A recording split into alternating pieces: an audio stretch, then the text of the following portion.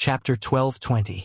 On the surface, General Yi had already retired, but in fact he still had some power.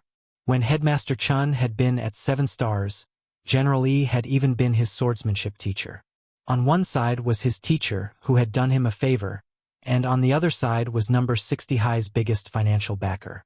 How to balance the two left Headmaster Chun in a dilemma.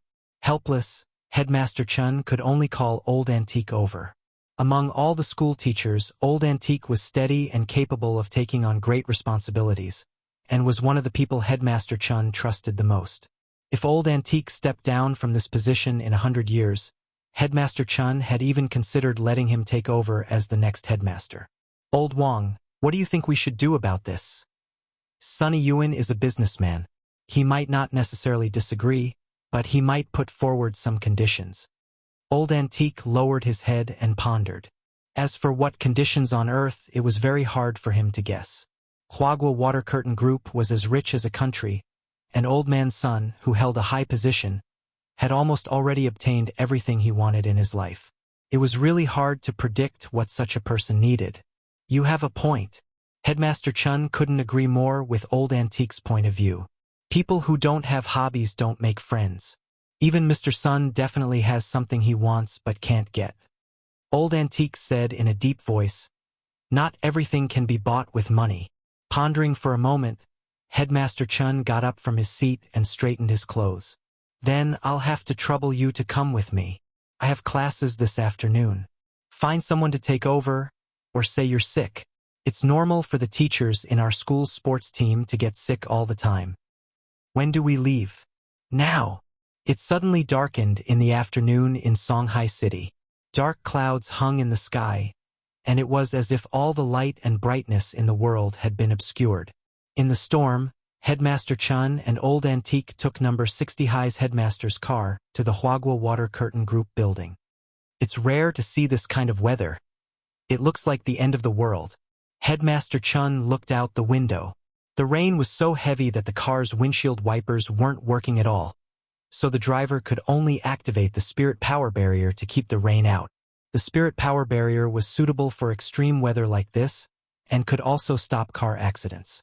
The disadvantage was that it consumed a lot of gas, so Headmaster Chun usually didn't use it when he went out. "Remember to turn it off when the rain stops," Headmaster Chun said to the driver. "Yes." The driver nodded helplessly. "You're too stingy." Old Antique couldn't help laughing. "Can't be helped. You'll know when you're in this position. We only have so little funding. It was better to be thrifty.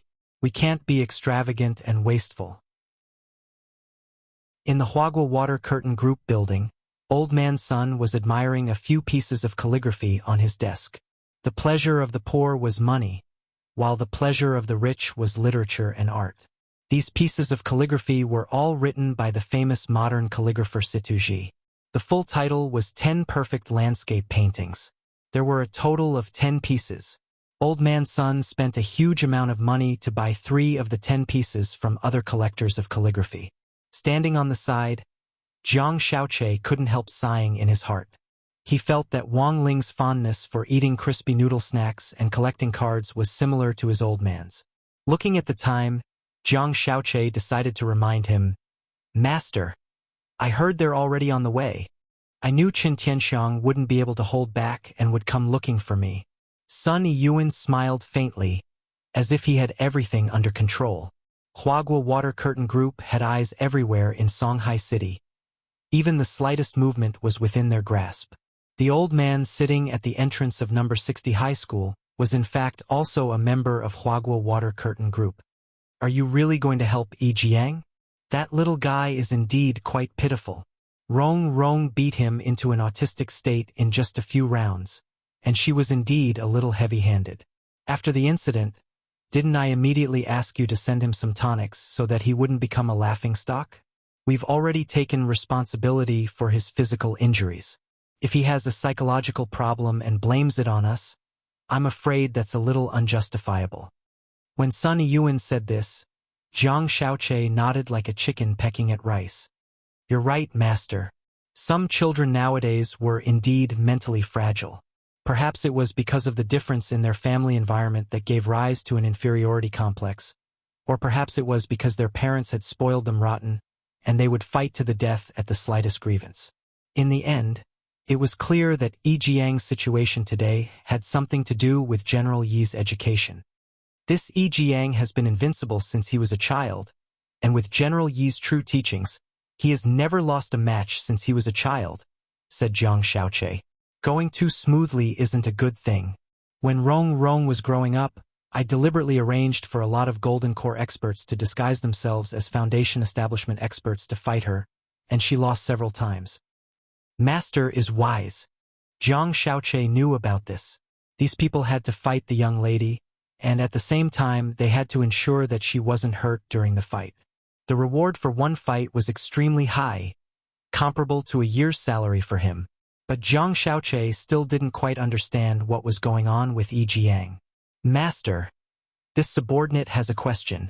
Speak. Since they can disguise themselves, why don't you have other people use transformation spells to disguise themselves as misfighting Yi Jiang? That's the most troublesome part. Sunny Yuan said, when that little guy fought Rong Rong, he used the boundless sword qi. It's said that anyone who fights with the boundless sword qi will be stained with a special smell, which only the user of the boundless sword qi will be able to smell. The transformation spell can't deceive that little guy at all. Hearing this, Jiang Xiaoqi instantly understood. He sighed in his heart at his master's thorough observation of the situation. To be able to sit in the head of the consortium and build up Huaguo Water Curtain Group so well, one really wouldn't be able to sit in this position without some skill. Furthermore, Jiang Xiaoqi knew that his old man's cultivation was actually very profound, but he had never shown it to outsiders. Even Jiang Xiaoqi, who had assisted him for so many years, had never seen old man Sun fight. A few minutes later, Jiang Xiaoqi saw a notification from the building's security team. Master, they're already here. They're downstairs, said Jiang Xiaoqi. Invite them up. Sun Yuan waved his hand. He didn't even look up as he continued to stare at and admire the treasures on his desk. On the other side, Jiang Xiaoqi was just about to make arrangements when Old Man Sun suddenly called him back. Wait! What else do you need, Master? I've seen enough of these treasures. Take them out and find a master to make a few copies and send them off for me. Who are you giving them to? The same few people. Keep it a secret. Yes, Master. Chapter 12:21. Headmaster Chun and Old Antique had already been waiting on the guest sofa on the first floor for a long time. At the bottom of the building, Jiang Xiaoqi, dressed in an exquisite suit, personally came down to greet them with a very professional smile on his face. Sorry for the long wait. The chairman would like to speak upstairs. Very well. Headmaster Chun nodded. As soon as they got up, Jiang Xiaoqi smiled insincerely and praised them. I've long heard of Headmaster Chun and Teacher Wang's reputations. It's my great fortune to be able to meet you today. Xiaoqi grew up under Huaguo Water Curtain Group's tutelage and learned management in a completely closed environment. It's truly a pity that I didn't have the opportunity to experience life at school. Then, Secretary Jiang is welcome to experience life at my number 60 high school at any time, Headmaster Chan said casually when he heard this. Well said, well said. Jiang Xiaoqi smiled as he led the two of them to the elevator. This was Old Antique's first time meeting Jiang Xiaoqi, and he felt that this greasy-haired and powdered young man gave off a strong aura of a member of society. To be honest, he didn't like him very much. If a cultivator's worldly aura was too strong, it would also affect their realms. Old Antique's experience in the cultivation world was that he had his own set of rules for observing people's words and body language. Hence, his impression of Jiang Xiaoqi wasn't very good. As a secretary, the most important thing was to be able to work quietly. A glib tongue would cause big trouble sooner or later. Old Antique shook his head inwardly. He didn't directly expose this point, nor could he explain to Old Man Sun why he had left such a person on his side. For Sun Yuan to be able to run his business so well, his ability to read people might not be inferior to Old Antique's. Perhaps this Jiang Xiaoqi was also his pawn. The elevator swiftly rose to the highest point of the building. Jiang Shaoqi led the way, and Headmaster Chun and Old Antique passed through the long corridor leading to the office. On both sides of the corridor were calligraphy and paintings by famous artists, which Headmaster Chun secretly marveled at. When all was said and done, this was Huagua Water Curtain Group's strength. Any one of the paintings in the corridor would be enough for number 60 High to renovate 2 or 3 times over.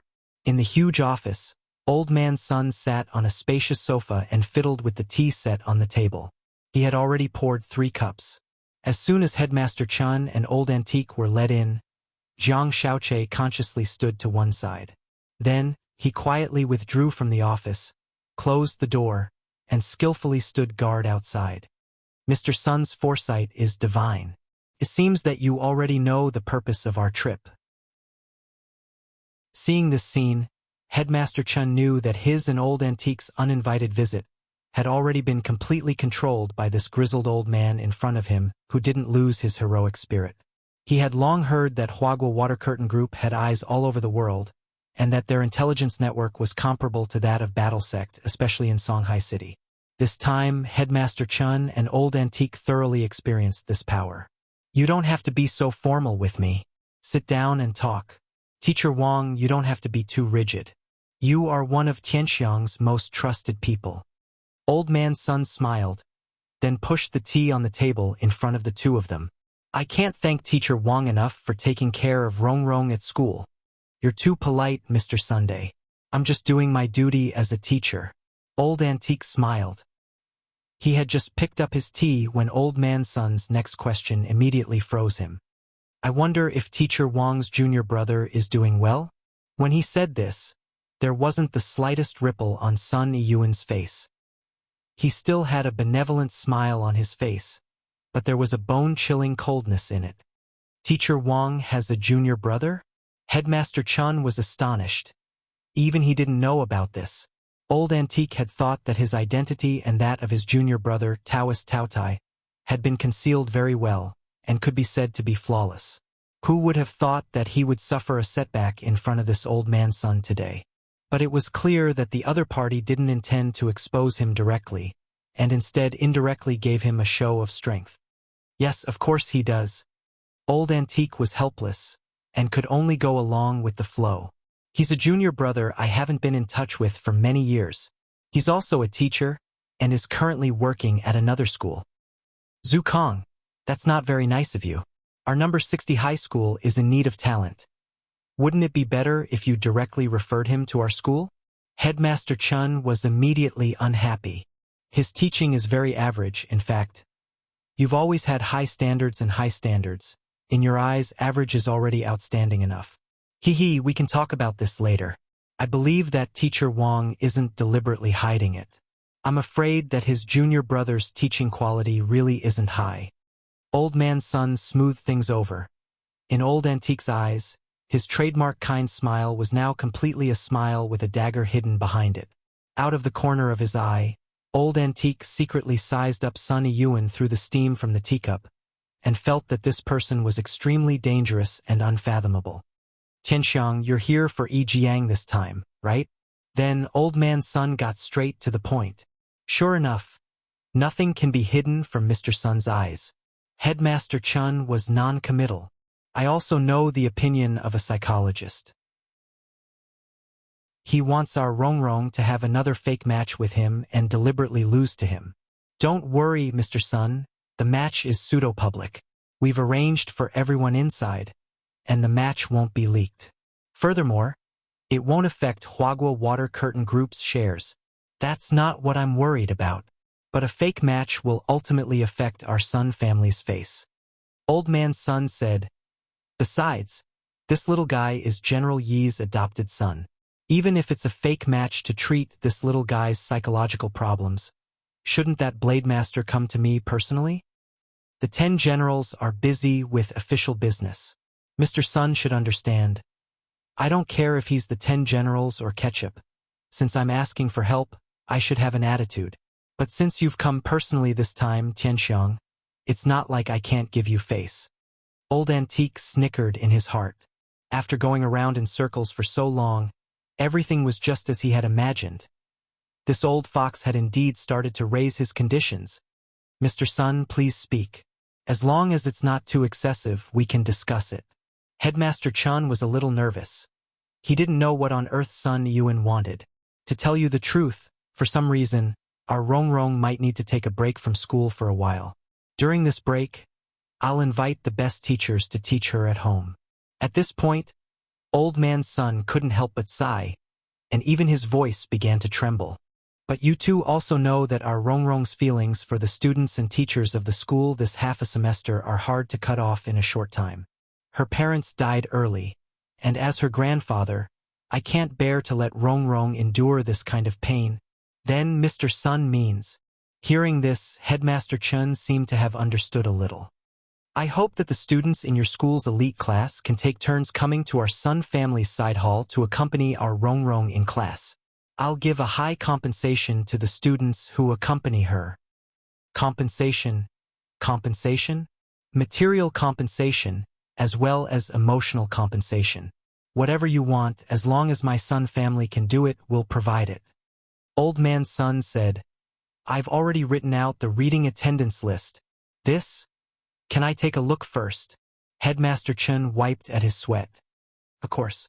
Sun Yun took out the list which he had prepared beforehand from his pocket. Headmaster Chun and Old Antique took it and looked at it.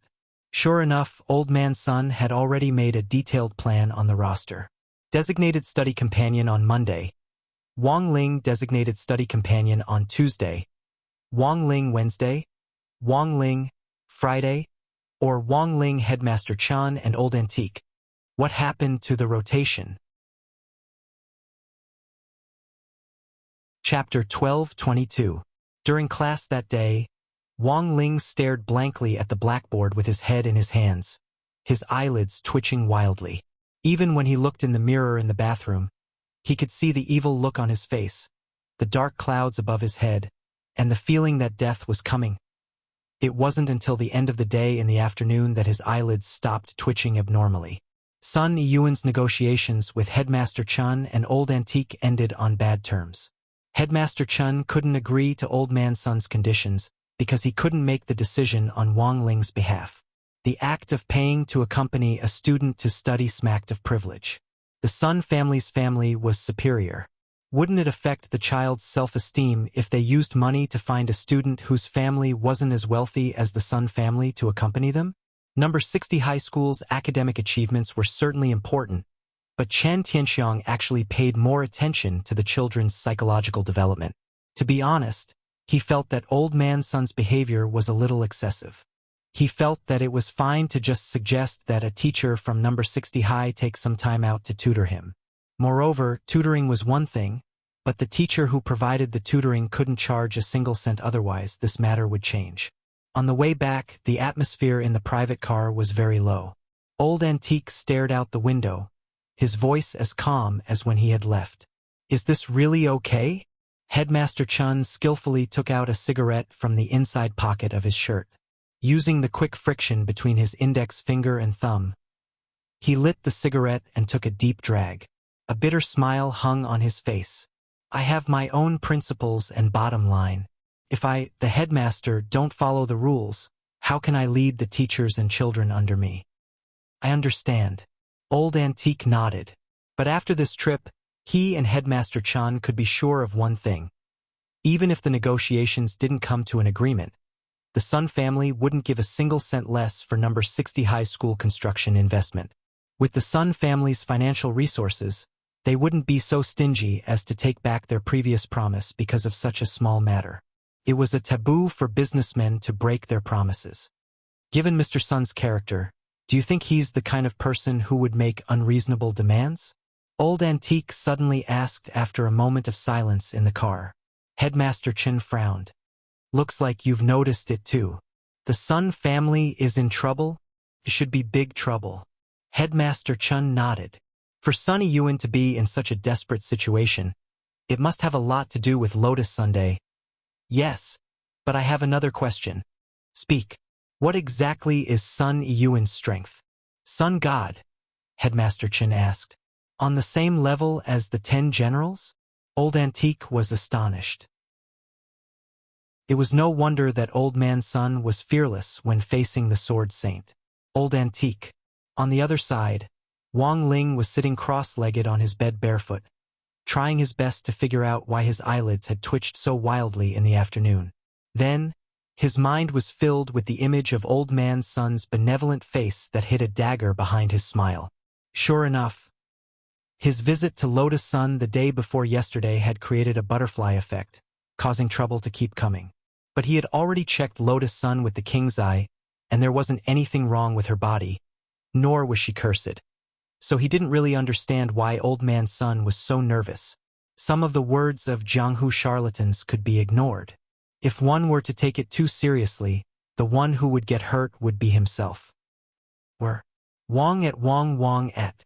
Wang Old Sun Old Wang the old of the. And the of Sun Lotus Sun was Old Man Sun's only granddaughter. So it was understandable that the old man doted on Wang Ling had felt this intergenerational doting before from Old Man Wang. Old Man Wang was already suffering from dementia, but he still remembered to bring Wang Ling fruit. He had ridden a tricycle from the village little by little to the entrance of the villa. This had shocked Wang Ling so much that he felt he would never forget it for the rest of his life. It was Father Wang who cooked tonight. It was less than a month before the due date, and Mother Wang needed peace and quiet to nurse the baby. So Father Wang obediently took over the housework, including washing and cleaning, and even cooking. But the problem was that Father Wang had never cooked before. So the night before, Mother Wang had personally come to talk to Wang Ling. She didn't ask for anything else, and only asked him to enlighten the kitchen utensils in the house, so that Father Wang's enthusiasm for cooking wouldn't be dampened. Wang Ling was an obedient child, so he would naturally do as Mother Wang wished. So the dishes that Father Wang brought out tonight indeed looked pretty good, but they were all made with the effects of legendary kitchen utensils.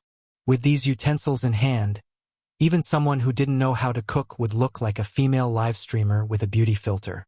Sour shredded potatoes, spicy boiled fish, grandma's braised pork, steamed tendon meatballs, mixed salad vegetables. It tastes good. Mother Wang picked up some with her chopsticks, a happy smile on her face. Oh my God, is that true or not? This is my first time cooking, and I just followed the steps in the video. I never thought I'd be so talented. Father Wang was also astonished by his own skills.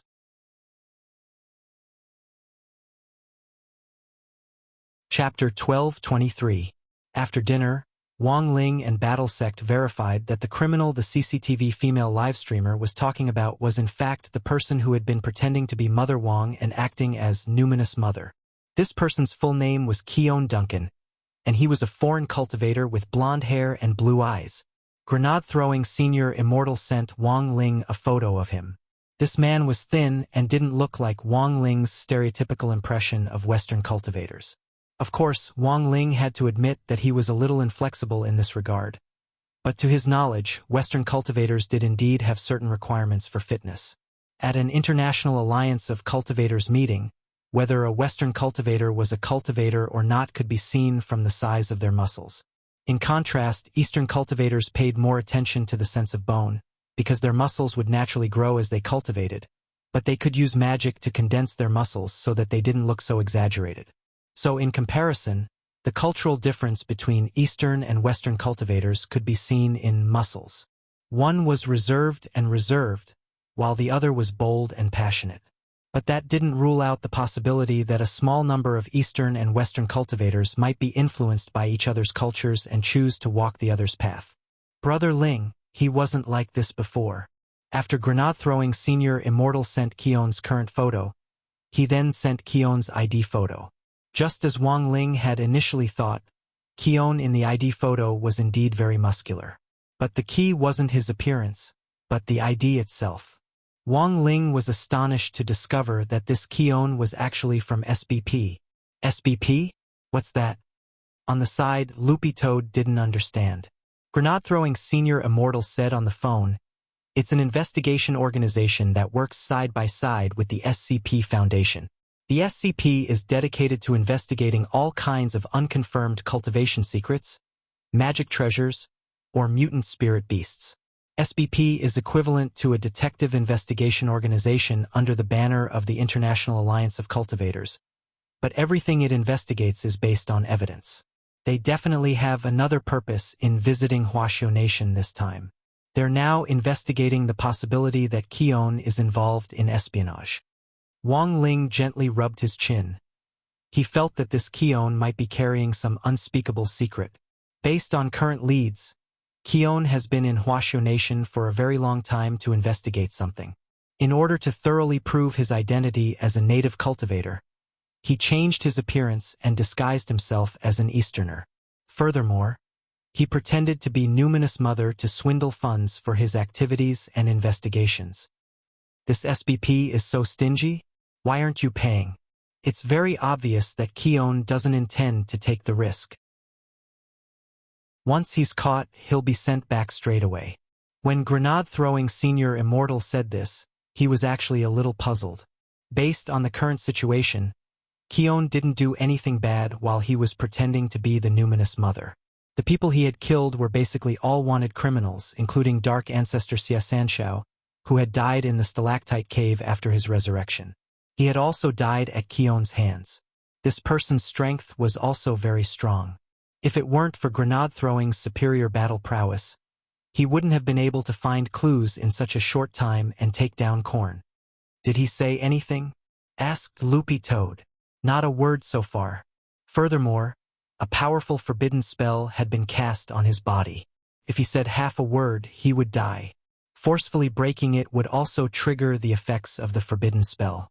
That's why I'm calling Brother Ling this time to ask if he has any good ideas, said Grenade-throwing Senior Immortal over the phone. Although his realm was high, there were all kinds of forbidden spells in the cultivation world. In addition, Grenade-throwing Senior Immortal wasn't particularly proficient in spells to begin with, so he was now stuck in this predicament. If he could, Grenade-throwing actually didn't want to trouble Wang Ling. But the problem was that this SBP was a little cunning. Even forcibly dismantling it could endanger a person's life, which was a little difficult. And Wang Ling definitely had a way to deal with it. But Wang Ling still needed to observe for a while before he could be sure what this forbidden spell was. That night, Loopy Toad received Wang Ling's instructions and went to Songhai First Prison in his place. When the two guards at the prison gate saw the fluorescent green-furred dog appear in the dark, they immediately opened the gate and let it in. It was now somewhat famous in Battle Sect, and this feeling of being revered made Loopy Toad feel very good. It felt that it had found its social status as a demon king in the demon world. Grenade-throwing Senior Immortal was standing guard at the prison gate. When he saw Loopy Toad, he immediately came forward to greet it. Brother Ling didn't come? Although he was smiling, Loopy Toad could clearly sense a trace of disappointment in his tone. Loopy Toad walked in without raising its head. Little Master Ling still has homework to finish, so he doesn't need to do these trivial things himself. It's not a little. It's a new type of problem. The two gremlins haven't completely mastered it yet. Young Master Ling has to do it once first. Jilu Wei, this was a very good reason, and for a moment, Grenade-throwing Senior Immortal couldn't refute it. As expected of Brother Ling, even if the sky fell down, it wouldn't stop him from finishing his homework. After a brief silence, Grenade-throwing Senior Immortal said, "But if Brother Ling doesn't come, who else can solve this forbidden spell? I can." Felt that Wang Ling had some foresight. If this pregnant eye's ability really existed, and a few more little Wang Lings appeared out of nowhere in the world, the earth might directly blow up. If you like the Immortal King's daily life, please collect The Immortal King's Daily Life.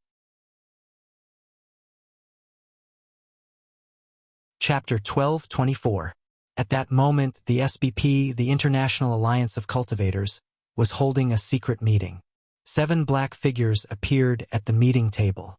These were the SBP's envoys, and they could jointly decide and vote on the organization's next action plan. To ensure the fairness of the vote, the 7 people chosen by the Alliance as envoys had their identities concealed from each other from the day the SBP was established, thus eliminating the possibility of winning them over internally. As an extremely prestigious investigation organization affiliated with the Alliance, the coordinates of Dark Ancestor Xia Sanshao, who had shocked the world back then, had been calculated by these 7 people. Unfortunately, because of a major mistake, they had been a step too late at the last step, and hadn't been able to capture that dark ancestor alive. In the end, Xia Sanshao had died of conceit and carelessness, as he couldn't withstand the spirit power of the heavenly vein valve. In order to preserve the organization's reputation, the 7 envoys of the SBP finally agreed to promote a hero, and this hero was Odd Shua's ancestor, Sua Badong. For more information, please refer to Chapter 1105, Dark Ancestor Xia Sanshao and Sua Badong. I, Judgment, have invited everyone here this time to say one thing. The black figure in the middle of the 7 seats spoke in a sharp and comical voice. Everyone's voices had been edited so that it was impossible to tell if they were men or women. Since they didn't know each other's names, they could only call each other by their code names. The seats in each meeting were fixed, and the person who was now sitting in seat number 4 called himself Judgment. Is something wrong? Asked the person in seat number 1. Her code name was Moon, which was a very feminine code name, but that didn't mean that the person in seat number 1 was a woman. Sayun Duncan has been discovered. Judgment's voice sounded especially serious, and the scores in the room instantly started to become tense. Cohen was sent to Huaxiao Nation 20 years ago, and has been flawless all these years. How was he discovered? Everyone was puzzled. In order for Cohen to better integrate into the other side, they had even cut off all contact with him and placed all their faith in him, hoping that he could investigate the whole story and eventually return to the Foundation. It's because of Battle Sect, said Star in seat number 2. No one knew where Star came from, but this person seemed to have the prophetic ability of an astrologer, just like his code name, and often had more information than anyone else.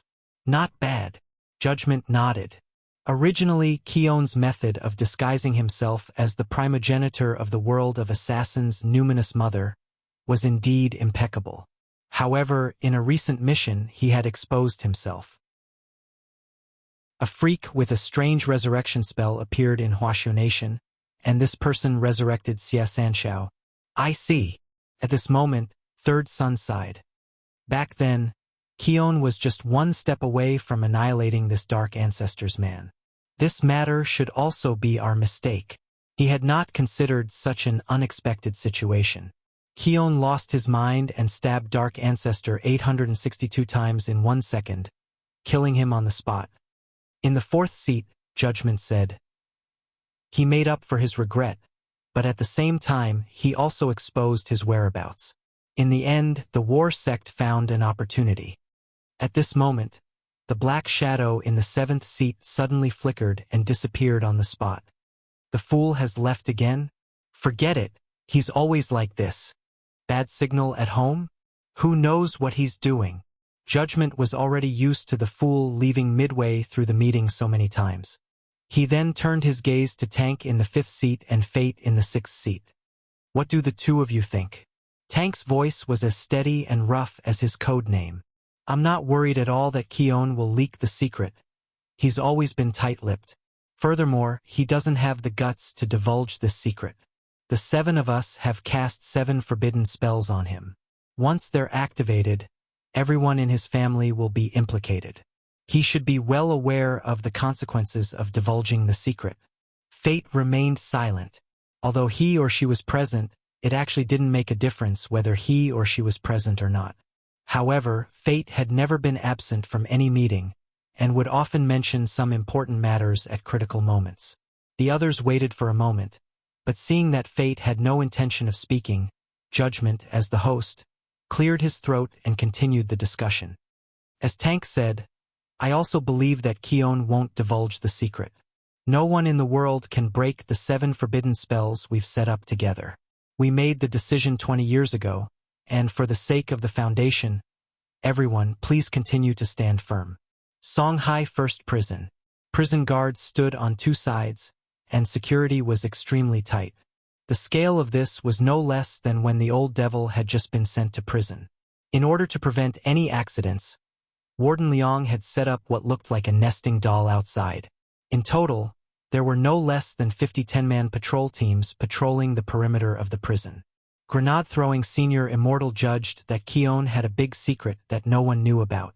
The SBP had cast multiple forbidden spells on this person, and once this secret was revealed, his entire family would be wiped out. This level of threat was often directly proportional to the importance of the secret behind it.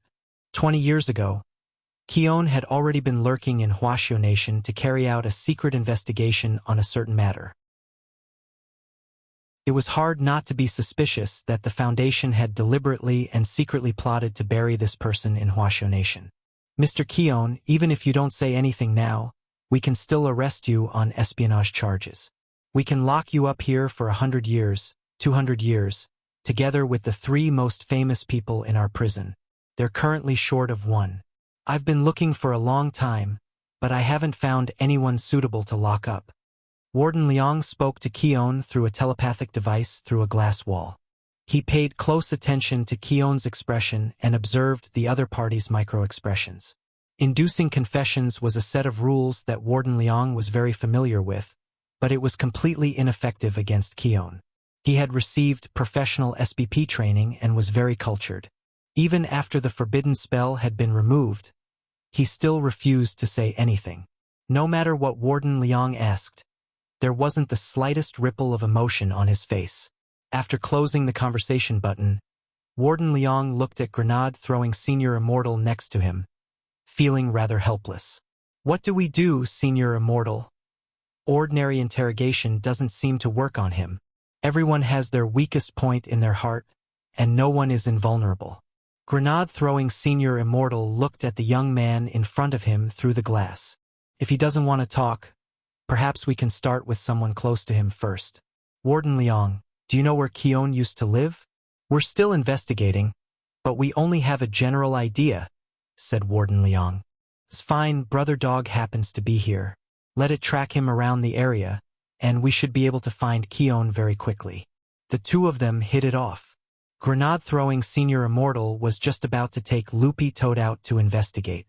At that moment, Warden Liang suddenly received an urgent report. A stream of light exploded in front of his eyes to form a string of characters. This was news from Songhai City's Huaxiao Alliance. How could this be? Warden Liang stared at the content with a face full of disbelief. What's going on? Songhai City's Huaxiao Alliance wants us to release him. Release him? Grenade-throwing Senior Immortal and Loopy Toad were stunned at the same time. Chapter 12:25. Release him?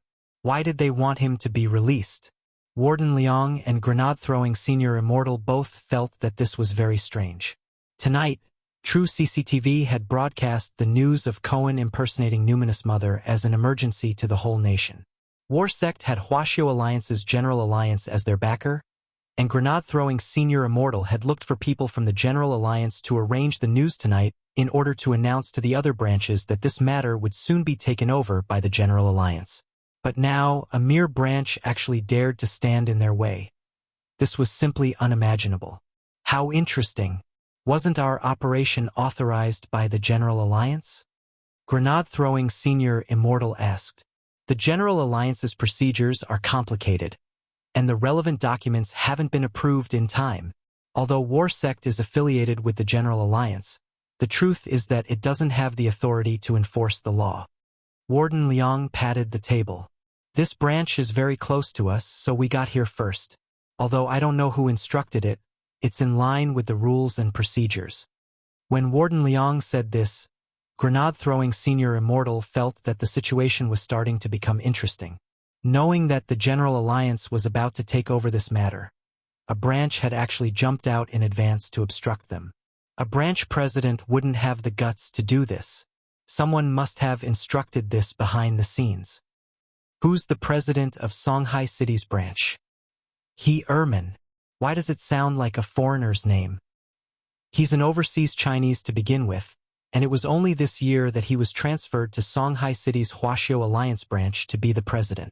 Warden Liang showed him the communication talisman he had just received, which had the double stamp of Songhai City's Huaxiao Alliance branch as well as President He Erman's name on it. There was no mistaking it. What level is a president? Loopy Toad asked. about the same level as the headmasters of major cultivation schools. The strong ones are already half a step into true immortal stage, but most of them are itinerant immortals. Furthermore, they basically have no hope of breaking through in their lifetime. Loopy Toad couldn't help laughing when it heard this. It turned out that this was just an itinerant immortal. After all, true immortals were now written about by authors. However, from Warden Liang's tone, he was still worried about this matter. From the attitude of this letter, Ermin must have been instructed by someone behind the scenes. Otherwise, a captain like him wouldn't have the guts to do this. What do you think? Right now, Union Commander Ermin is standing on the opposite side of us. Even if he is removed from his position and imprisoned, he will still put in all his effort to stop Kion's capture. This is also a task assigned by the CHM, who said that the major prisons had to satisfy the prisoners' human rights while they were locked up. I'm just following orders. After saying this, Warden Liang left without looking back. He already felt that this matter was very troublesome. Now, he needed to find someone to sort out his thoughts with. Whenever he felt vexed, he just needed to discuss it with this person, and his mood would immediately become better. Returning to the warden's office, Warden Liang picked up the coffee cup on the table and took a sip, then directly connected to the office of the General Administration of 100 Schools with the communication ball. Hello, I'm Old Liang from Songhai First Prison. Help me connect to your Director Zhua's insider. Although it was already time to get off work, he was well aware that Zhua, this workaholic who risked his life in the workplace, would definitely still stick to his post. At that moment, Warden Liang stroked the communication ball and looked out the window. His intuition told him that all of Huaxiu Nation, and even the whole world, was about to experience a major earthquake. After grenade-throwing Senior Immortal and Loopy Toad left the prison, one man and one dog clearly sensed that something wasn't right in the atmosphere, especially when grenade-throwing Senior Immortal used the BattleSec transmission token specially issued by Huaxiu Alliance to contact the main branch. That strange feeling instantly surged into his heart. There was no response from the main branch. No one hung up, no one picked up. This was definitely an abnormal signal. Is no one picking up? Loopy Toad also sensed that something wasn't right. From the moment Klein was captured to the news broadcast on Xinjiang TV, to grenade-throwing Senior Immortal personally accompanying Warden Liang to investigate the case, to Songhai City Branch asking for Klein's release, the whole process had taken less than 6 hours. Within these 6 hours, there was a pair of invisible hands that could blot out the sky and cover the sun. They had already made arrangements behind the scenes and controlled everything. Who could this person be? Do you have an answer? Without concrete evidence, I can't suspect anyone. Furthermore, there's more than one person with this kind of power. We need to figure out what on earth the other party is hiding, and what secrets Klein has that he can't say. Don't worry about Klein. I've already placed a mark on him. He can't run away, said Loopy Toad. Grenade-throwing Senior Immortal nodded. Then let's split up. I'll take the nearest immortal warship to the main branch to look for him. You go and get in touch with Brother Zhua first, and help him gather more people. Aren't you going to look for my little Master Ling? Isn't Brother Ling still doing his homework? Let's settle this first. I don't dare disturb him.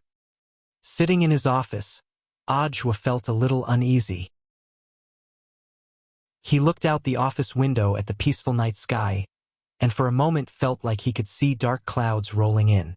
After he rubbed his eyes, those dark clouds that had disturbed the tranquility vanished completely like an illusion. 10 minutes ago, he had received an internal call from Warden Liang's communication ball. Old Liang hadn't left him much, and had only talked about the new prisoner Klein. Old Liang was one of the few friends he could confide in. Although their jobs were very different, they would usually talk to each other about whatever was bothering them. His tone was as calm as usual, and he didn't look the least bit flustered. Yo, Brother Zhua, did you see the news about Qian Duncan? I didn't just see it, I also heard some information. Zhua's tone was the same as usual. He knew that Warden Liang had most likely called him to discuss some gossip about the prisoner. But because Klein, the prisoner they had arrested this time, was somewhat related to his Shifu, Zhua had especially learned some information through the Office of Strategic Deception's internal channels. I heard this person is from the SBP Foundation. He came to Huaxiao Nation 20 years ago and has been roaming the country for secret investigations. He even pretended to be the ancestor of the world of killers' numinous mother to earn money for his activities. What a strange person. Ajwa tried hard to recall the information he had read. So far, Battle Sect had only provided this much information, and it was updated practically in real time. When he and Warden Liang had inquired about Klein, Ajwa had especially flipped through Battle Sect's secret intelligence vault and realized that there were no updates. He immediately knew the purpose of old Liang's call. It was probably because the interrogation hadn't gone well, and old Liang wanted to vent his frustrations. You know a lot, Brother Zhua, but this is a little unusual. This Klein is different from all the prisoners I've dealt with before. Songhai First Prison's Mahjong trio is the weirdest of all. Is there anyone more out of line than the three of them? Shiba, Brother Zhua, I'm not joking. Warden Liang almost roared. Ajwa was startled by his sudden seriousness. But very quickly, he received Warden Liang's apology. I apologize, Brother Zhua. I was a little too agitated. It's fine, Brother Liang, I understand. If you have any difficulties, you can tell me. I might be able to help. Compared with the previous few times they had discussed the strange prisoner, Ajwa finally felt that this time was special. Old Liang had always been a calm and daring person. Rather than saying he was agitated, that roar just now had been to boost his courage. Now Ajwa was also starting to get curious. How on earth could a foreign cultivator make old Liang lose his composure like this? Inside it was old Liang's head. At the same time, several people in azure uniforms burst into Ajwa's office. The leader was precisely the team leader of Huaxiao Alliance's Team 1. He stared at Ajwa, then at Warden Liang's head on the floor, and sneered. Director Zhua, the evidence is conclusive that you killed Warden Liang. We are now officially arresting you in the name of Huaxiao Alliance.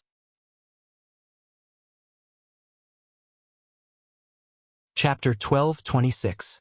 This was the game between almighties. They were like giants who had come ashore and trampled on the calm beach, completely disregarding the lives of the small shrimps at the bottom. Ajwa had been caught, and this meticulously planned scheme had officially been exposed. Whose instructions did you receive?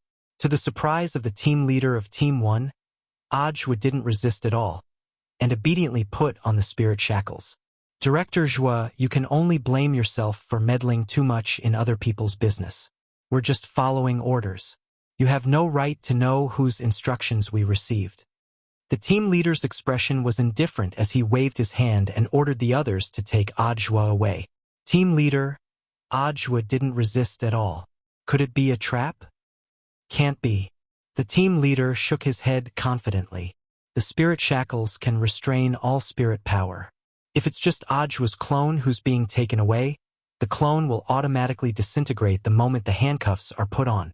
At that moment, outside the General Administration of 100 Schools building in Songhai City, in a van operated by a humanoid loopy toad, Ajwa heaved a long sigh of relief. As expected of Shifu, he actually predicted this. The person being handcuffed was the real clone that Wang Ling had customized for Ajwa remotely. Like Crispy Noodles Dao Monarch, Ajwa's real clone also had spiritual intelligence and was completely no different from a real person. How could a mere spirit shackles break through such a high-level Heaven's Path clone technique? Although Ajwa had been saved by Wang Ling, he still had lingering fears, because Warden Liang really was dead. Although Ajwa hadn't seen it with his own eyes, the real clone shared memories. When he saw Warden Liang's head roll at his feet, it was as if he had experienced it himself, and he felt the pain in his heart. Don't worry too much. Once everything is over, little Master Ling will find a way. But given the current situation, someone has to die for the whole thing to be more real. We have to make the mastermind believe that he's carrying out his plan step by step. Only then will we have a chance to ferret him out. Loopy Toad skillfully drove the car away from the scene with Ajwa. It had learned the skill from Wei Ji when he had been driving around the blue circle in the game, and didn't have a driver's license yet. But in order to save Ajwa, Loopy Toad couldn't care less. I understand, I trust Sherfu completely. It was just that this matter was too sudden. What kind of secret does this Cleon have that's worth that pusher doing this? In the front passenger seat, Ajwa was puzzled no matter how he thought about it. Maybe the answer is here. Loopy Toad casually tossed him a brocade pouch. This was in fact the last message Warden Liang had left for Ajwa. In order to get this message out, Warden Liang had sent out several spirit swords. He knew that his message could be intercepted, so he used the infinity sword he was wearing as bait and prepared another spirit sword to deliver the message to Loopy Toad. After opening the brocade pouch, he found a strange list. SBP Foundation's name list? Why does old Liang have it? Yes, I've seen it before, but I don't understand what it means. There were 7 numbers on the list, which corresponded to 7 tarot cards: Moon, Star, Sun, Judgment, Chariot, Fate, and the Fool. It seems that Huaxiao Alliance has long been aware of the SBP Foundation, but their internal opinions on this foundation aren't unified, which is why today's incident happened. And this Cleon might be the key to everything, Ajwa said as he stared at the list. This was all just speculation, and so far he didn't have any proof. Furthermore, the message Warden Liang had left him was really too vague. The only thing Ajwa could glean from it was that behind the SBP Foundation, there might be 7 big shots who represented these 7 tarot cards. But who these 7 people were on Earth was still a mystery. Where are we going now? When we get to Wei Ji's house, we have to gather our people first. Senior Immortal is already on his way to Jinghua City. He wants to go to HQ to see what's going on. Won't he be intercepted? Senior Immortal just gave me a new message. He said that a mysterious person helped him change his identity and smoothly passed the security check at the shipyard. Mysterious person. Ajwa rubbed his chin as he muttered in his heart. This means that behind this matter, there are 2 forces that are fighting against each other. No, there are 3 forces. Loopy Toad said. We're the third. After successfully arriving at the staff apartment where Wei Ji lived, the first thing Ajwa did was turn on the news channel. After skimming through it, he realized that the news of his arrest hadn't been announced yet, and he breathed a slight sigh of relief in his heart. For them, the news of your arrest is just a pawn in a game of chess. They won't announce it unless it's absolutely necessary, Wang Jin said. The people in the apartment had already roughly understood the ins and outs of the incident while Loopy Toad and Ajwa were still on the way. At that moment, Wang Jin, Lu Qingyi, Gu Xuanji, Jin Yuan, Li Huanran, and Wei Ji were all here. Loopy Toad looked around carefully and didn't see any trace of Jiang Yingyue. Where's the founder of Shadow Stream? She's in seclusion in the bathroom, Lu Qingyi replied. She's been like this since the news about Cleon came out. It doesn't feel good to be deceived by a big shot in drag. I actually quite understand. Skipping over the topic of Jiang Yingyue, Ajwa still felt like his mind was in a fog. I don't understand why they captured me. You were very close to Battle Sect, so it was probably to restrain Battle Sect. It's just that they didn't expect us to protect the real you. Everyone sat cross-legged on the carpet in a circle as they started to analyze the situation in front of them. There are at least 2 forces secretly competing inside Huaxiao Alliance, but I feel like we're missing something, Ajwa said. Even if Cleon is from the SBP Foundation, he's just a foreigner. In theory, there's no conflict of interest involved. Huaxiao Alliance also has no reason to protect him. We'll talk about this later. Let's first analyze the information that Warden Liang left behind. Gu Xuanji also felt that this matter was a little interesting. When Ajwa showed them the identity information of the 7 tarot cards that Warden Liang had left behind, Gu Xuanji felt that the whole thing had become even more interesting. What are you laughing at? Right now, it's possible that we're the only forces in this mess on paper, and the others don't know each other's identities behind the scenes. Don't you think it's a little like playing werewolf? Gu Xuanji said. If these 7 cards symbolize the 7 people behind the SBP Foundation, then why do they call each other by their code names? Doesn't this mean that they also don't know each other's identities? You mean? Everyone looked at Gu Xuanji as if they understood, but not quite. The way to break out of this situation is actually very simple. We just need to ferret out one of these 7 people, and then make a bold move. At that time, all the things hidden in the deep water will surface.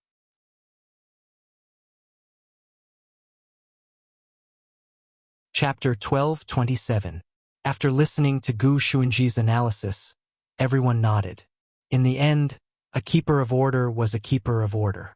It looked like there was a reason why the heavenly Tao had taken a liking to Gu Xuanji. To be able to resolve the mystery with just a few words was probably the accumulated experience of a keeper of order who intervened in disputes between various races in the universe all year round and was responsible for mediating. But it was clear that these deductions alone weren't enough to deduce the identity of the person behind the scenes. If we're going to pretend to be one of them and make the jump, we have to at least confirm the identity of one of the 7 ID cards.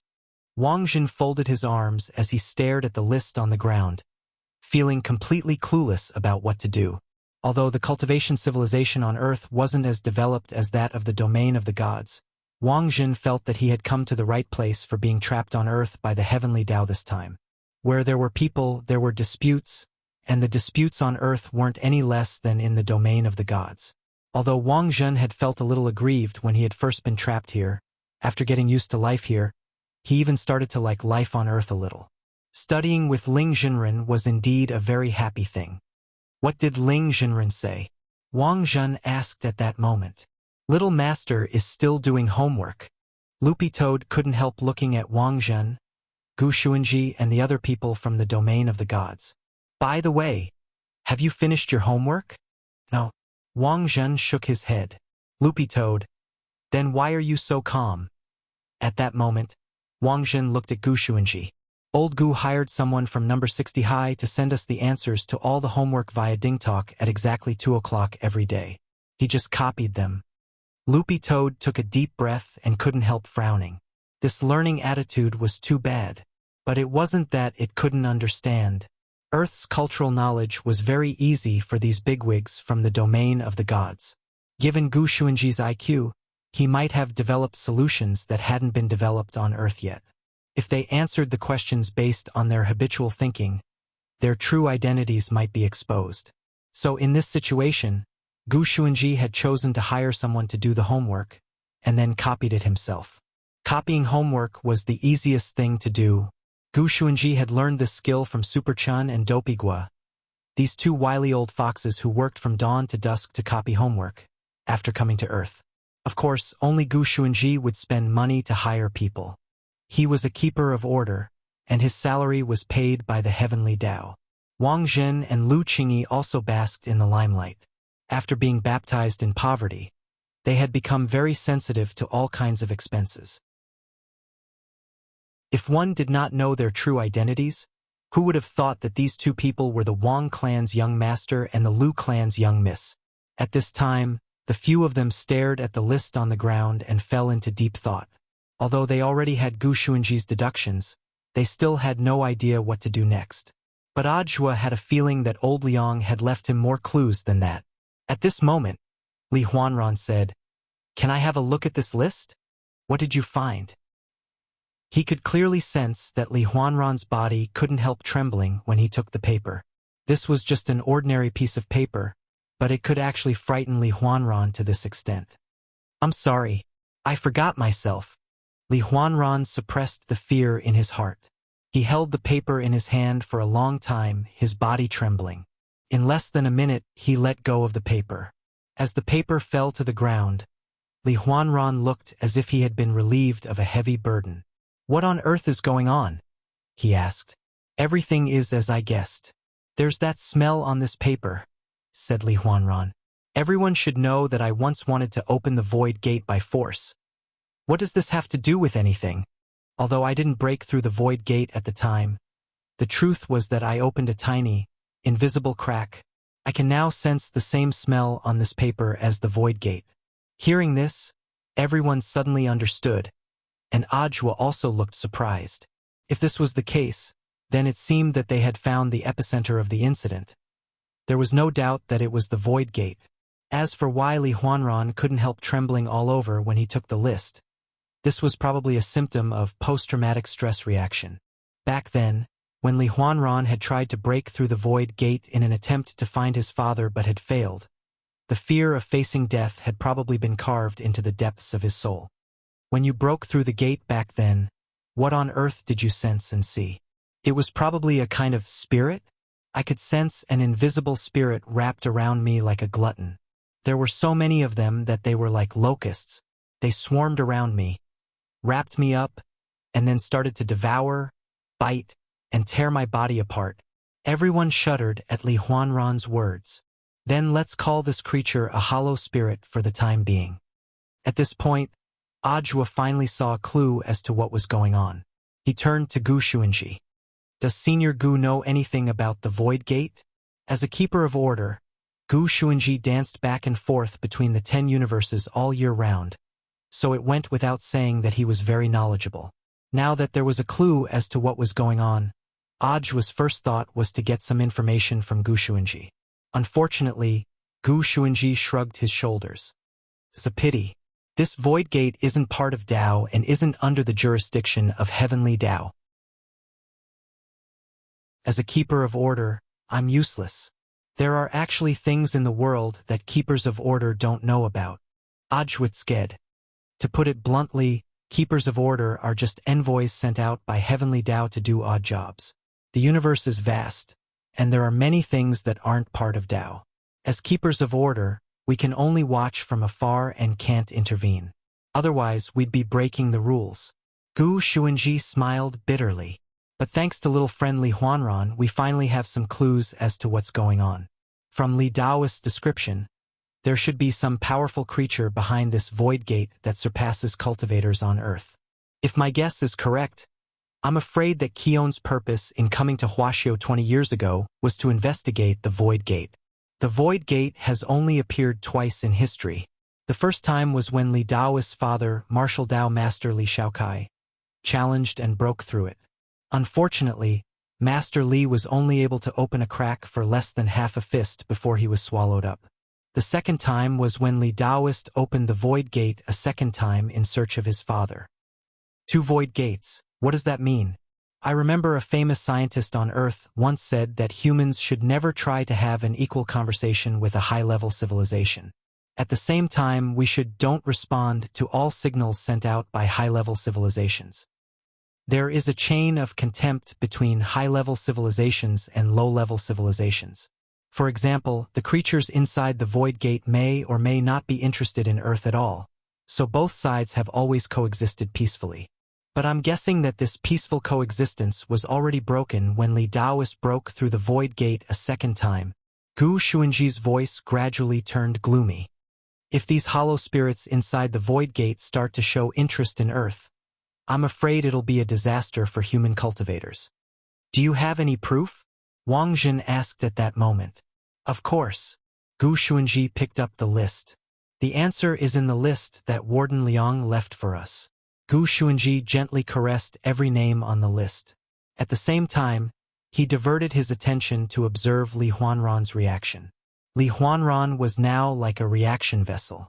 He had a natural sensitivity to the smell inside the void door. When Gu Xuanji's finger touched the word judgment, he saw Li Huanran's entire body start to tremble uncontrollably. It's him, Gu Xuanji said. Gu Xuanji said, it turns out that there are already high-level creatures from the Void Gate who have infiltrated Earth. If my speculation is correct, this person with the code name Judgment is from the Void Gate.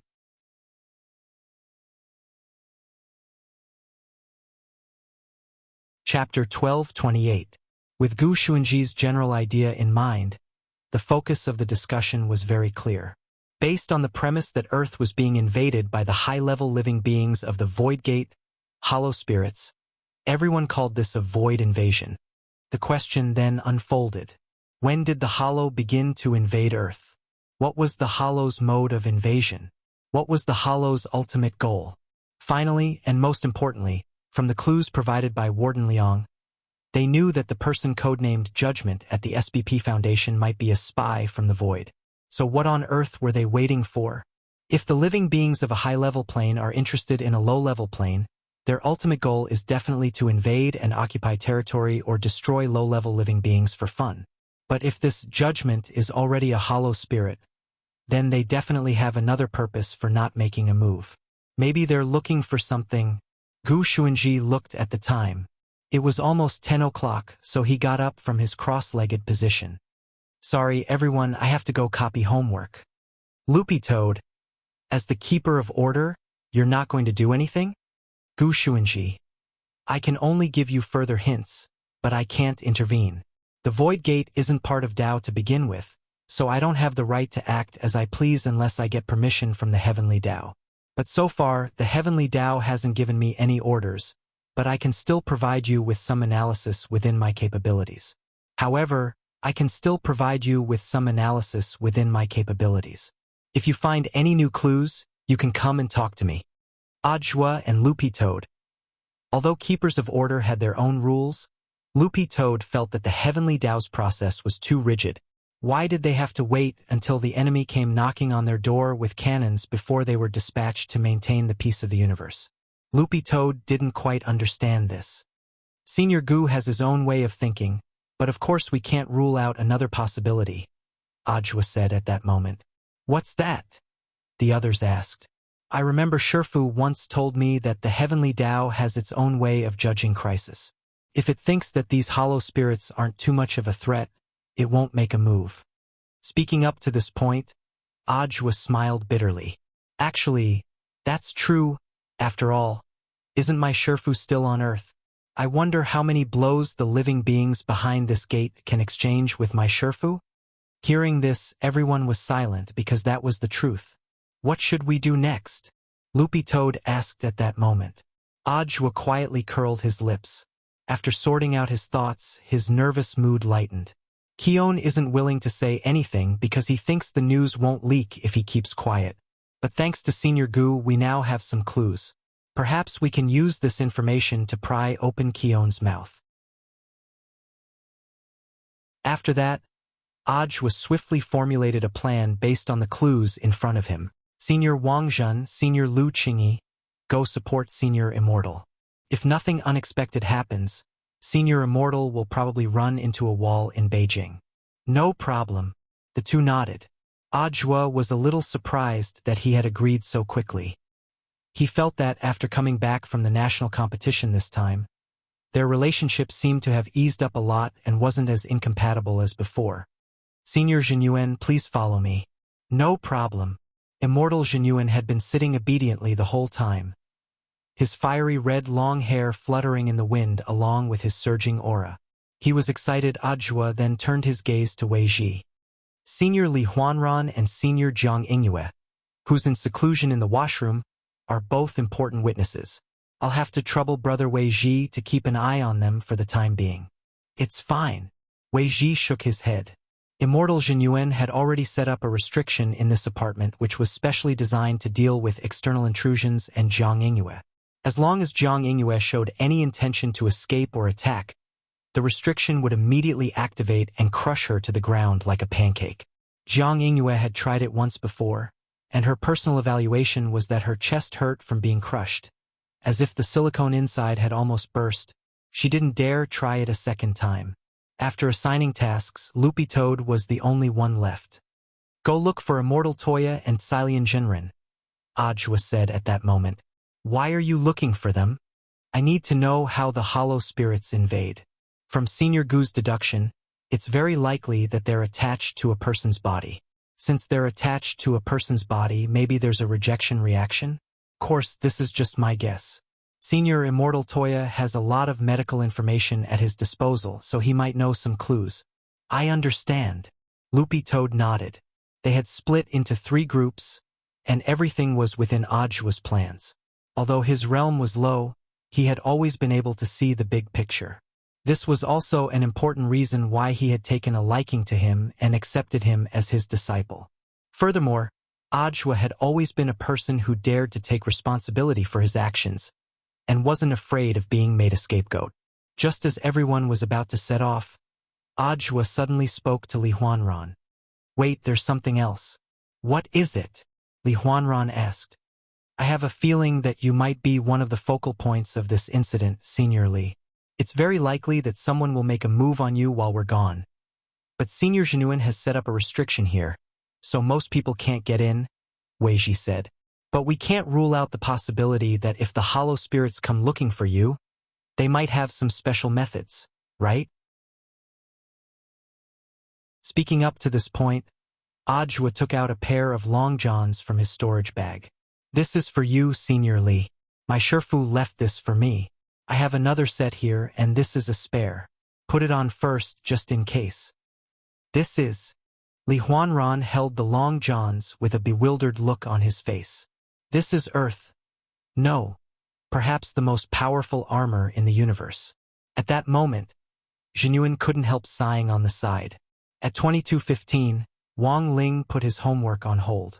He took a shower and changed into his big white bunny pajamas, and at the same time kept an eye on Ajwa's situation from a distance. Grenade-throwing Senior Immortal had rushed to Jinghua City alone. Although it was dangerous, Wang Ling felt that it shouldn't be a problem.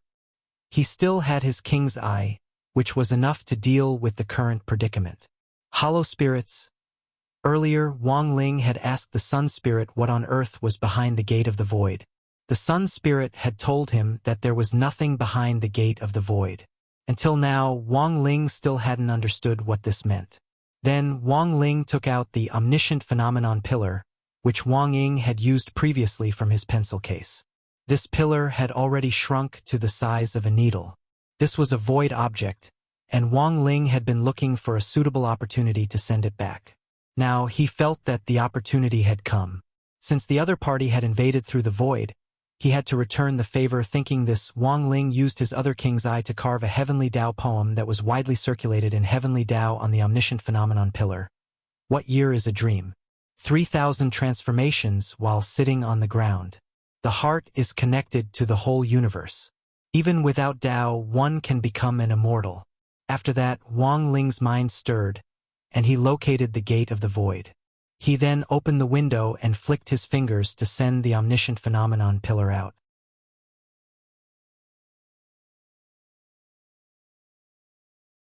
Chapter 12:29. Ajwa used a face-molding pill on the market to give himself a simple makeover. After taking this pill, his face would be adjusted within half an hour, and his facial features would become as soft as plasticine. However, it was clear that Ajwa's face-molding skills weren't very good. He did it in Wei Ji's house, and after he was done, he couldn't help sighing. AI! So ugly. But it's already effective. Leaning against the door, Immortal Genuine scrutinized Ajwa in the mirror with a very immortal smile. I've embarrassed myself in front of Senior Genuine. Ajwa scratched his head in embarrassment. In any case, he was only doing the face molding for the mission. There was nothing he could do if his skills were too poor. You look like a web novelist now. There can't be an uglier novelist than this, right? Kushuan. After everything was ready, the two of them went to the underground parking lot of the staff apartment and walked up to a white Wuling Hongguang.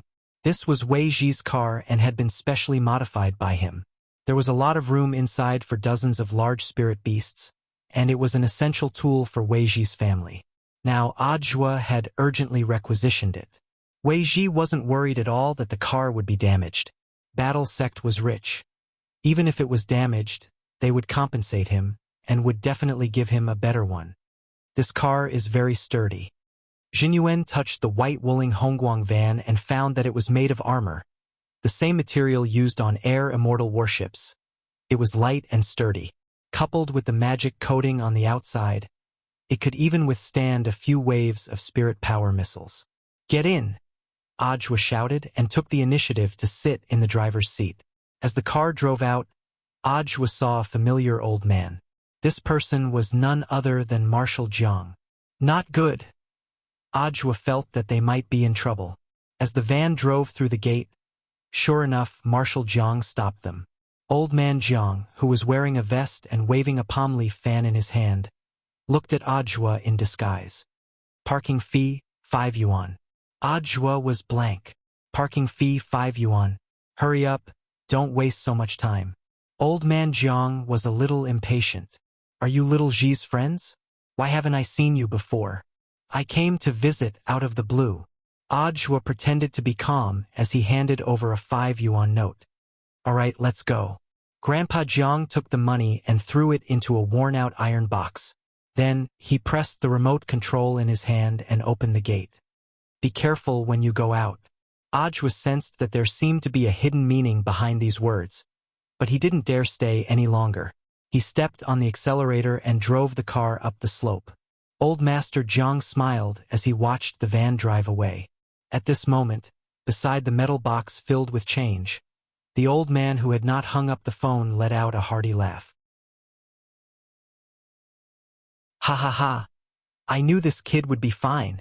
Dakong, are you relieved now? He's my chosen successor, so I have to show some concern for him. On the other end of the line, Secretary Dakong laughed. This kid always brings me some surprises. His clone actually managed to fool even the spirit shackles. So, is there any progress on this matter? It's blown up a little. Although it hasn't reached the point where it's impossible to recover from what's done, it's bound to be very chaotic in the next few days, Marshal Jiang said as he waved his palm leaf fan. The head of state already suspects the mastermind behind this, but it's better to bide our time for now. Does the head of state suspect that one of the 10 of us has already been invaded by a hollow spirit? Yes. What on earth is this thing? Marshal Jiang felt a headache coming on. I don't know, but I can say for sure that it's not easy to deal with. You also have to be careful, old Jiang. It seems to have a special way of not only attaching itself to you, but also spreading it. Leaving the staff apartment, Aj still had lingering fears about what had just happened at the gate. Why do I feel like I've been discovered? Yes, but that little friend didn't directly expose you, Immortal Genuine said with a smile in the front passenger seat. Little friend, thousands of years ago, when this old grandpa was a child, I had a fight with him. He cried and shouted that he wanted revenge. He's probably forgotten about it now. Ajwa was astonished as he thought that Immortal Genuine was indeed worthy of being called a legendary cultivator on Earth and the man who had created the gate between worlds. He had even seen the 10 generals when they were children. This cultivation was probably at least 10,000 years old. At that moment, Ajwa's imagination suddenly ran wild. If his Shifu also had 10,000 years of experience, how terrifying would he be? After all, he was only 16 years old right now. Driving at top speed, Ajwa finally stopped not far from a toll booth on the outskirts of Songhai City. Jinyuan instantly understood what Ajwa was thinking. This person was probably trying to intercept him. Earlier, BattleSec's intelligence department sent word that Keon has already been sent out of Songhai No. 1 prison and will be transferred to Jinghua City. Choosing a vehicle? The other party is very cunning. They've chosen multiple routes and dispatched multiple surveillance vehicles. According to the intelligence department's calculations, the probability of this route being the correct one is as high as 70%. What if we make a mistake? Then we can only leave it to Senior Immortal and the others. Ajwa sighed softly, his eyes fixed closely on the ETC passage at the toll booth. About 10 minutes later, sure enough, a modified black and white surveillance vehicle drove through the passage. He's indeed in the car. Immortal Jinyuan made his judgment from a distance. His perception was extremely strong, and even though the surveillance vehicle was heavily guarded, he could still smell Keon on it. Although he had never seen Keon before, he knew that he was a foreigner who had been locked up in prison for so long that he hadn't had time to wear cologne to cover it up, so the stench on him was very obvious. Get ready, Senior Jinyuan. Ajwa's spirit was extremely focused. Just as the two of them were about to make a move, several figures dashed out from the green belt on the side. This group of people was dressed in pitch-black night clothes, as if they had been lying low here for a very long time.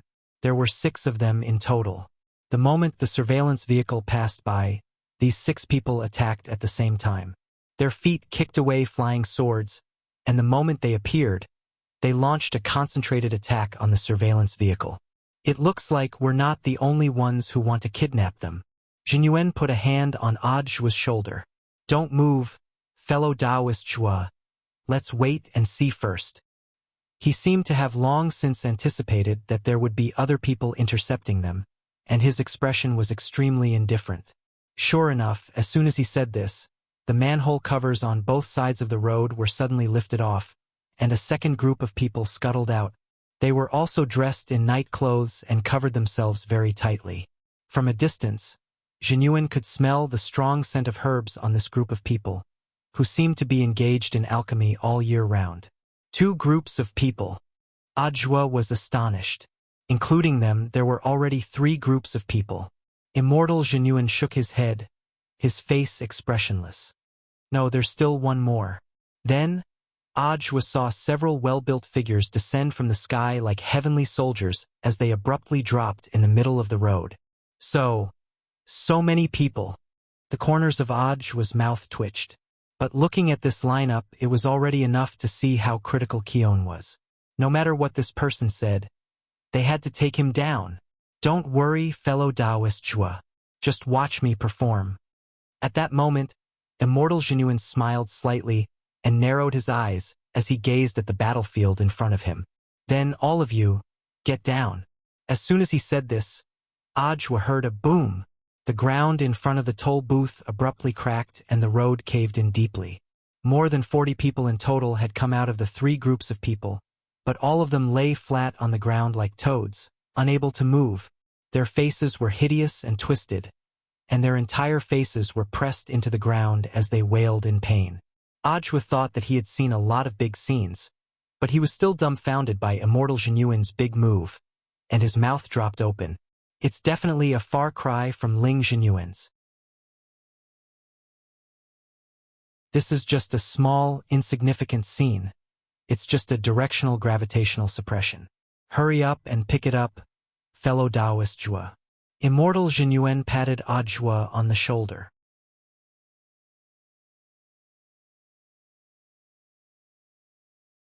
Chapter 1230.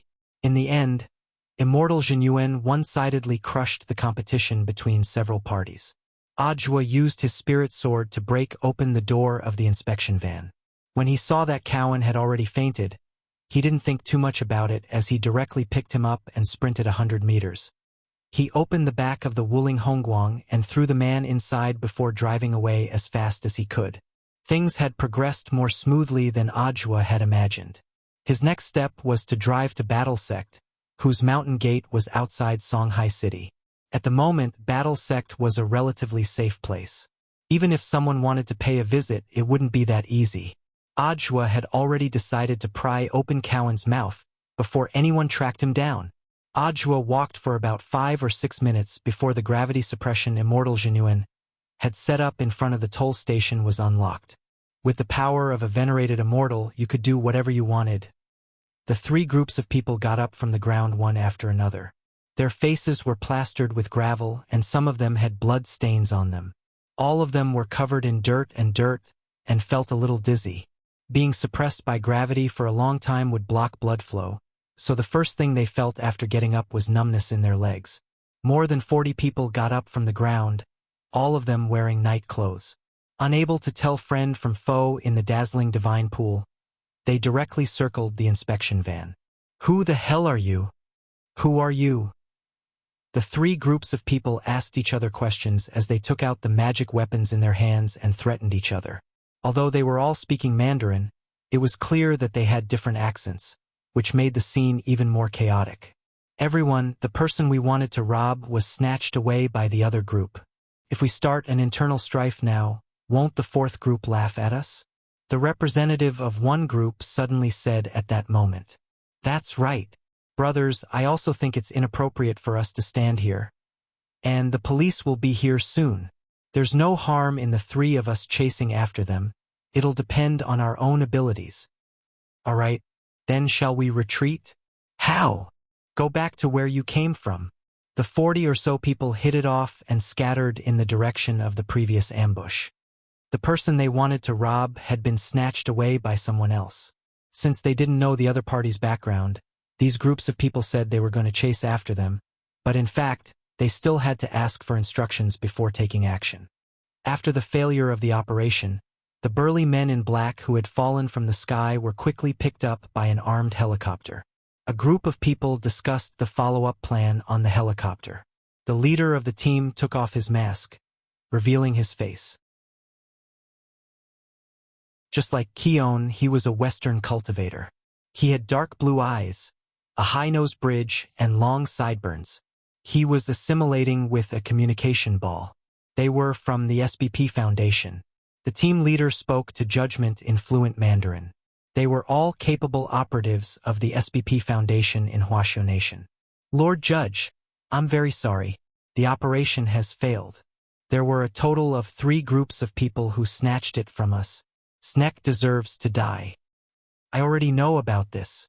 It's not your fault.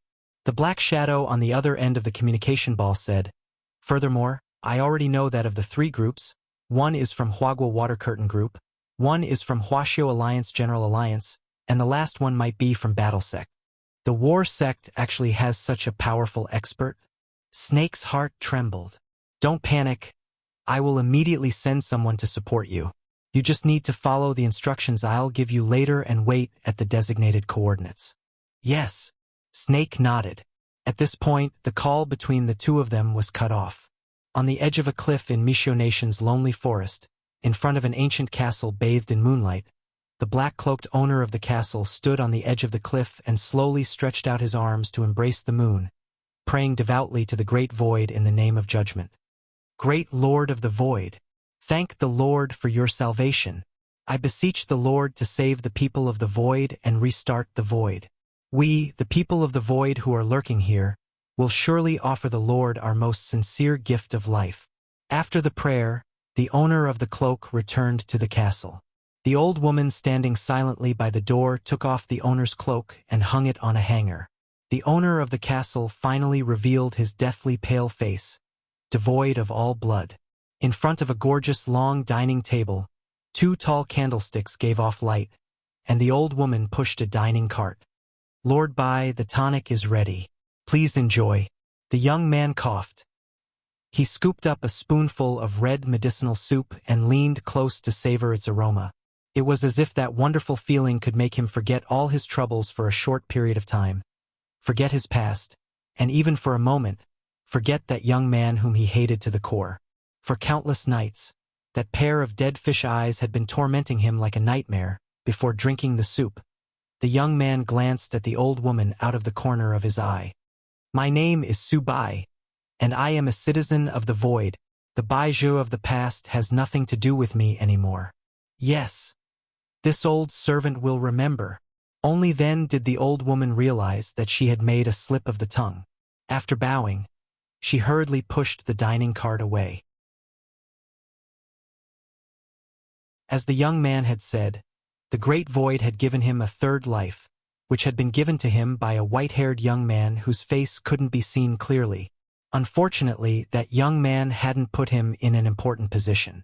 He had once been a lord, but after he was resurrected, Baizhu realized that he was worse than a dog.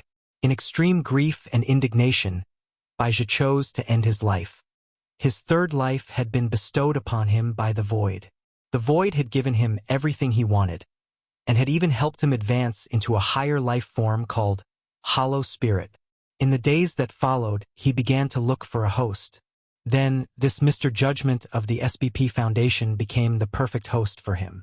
As his hollow spirit body began to merge with Judgment, he took away everything that belonged to Judgment. Memories, realm, wealth, reputation. With the help of the void, he had regained all of these things that he had once lost. At that moment, he had changed his name to Su Bai. He was a devout citizen of the void.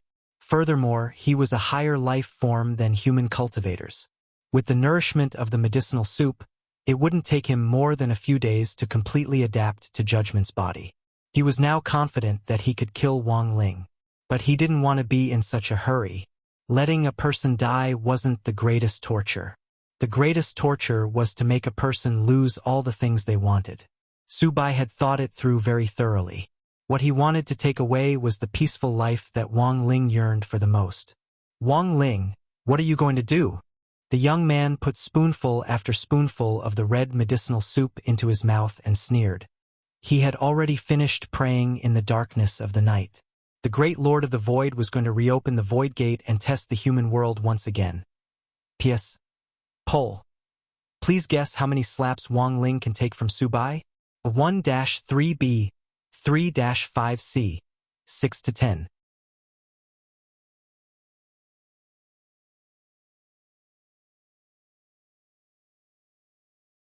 A long time ago. In my memory, it seemed to have started 20 years ago. They had already started to rot 20 years ago. It's just that I didn't have any concrete evidence.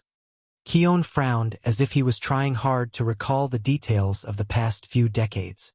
From the moment my first friend, who was also an investigator, died, I already had my suspicions. Time. Scavenger. Time. Speaking up to this point, Keon lowered his head and cast a simple impression spell to project the appearance of a blue-eyed foreigner on paper. This man is called Snake, the leader of the scavengers.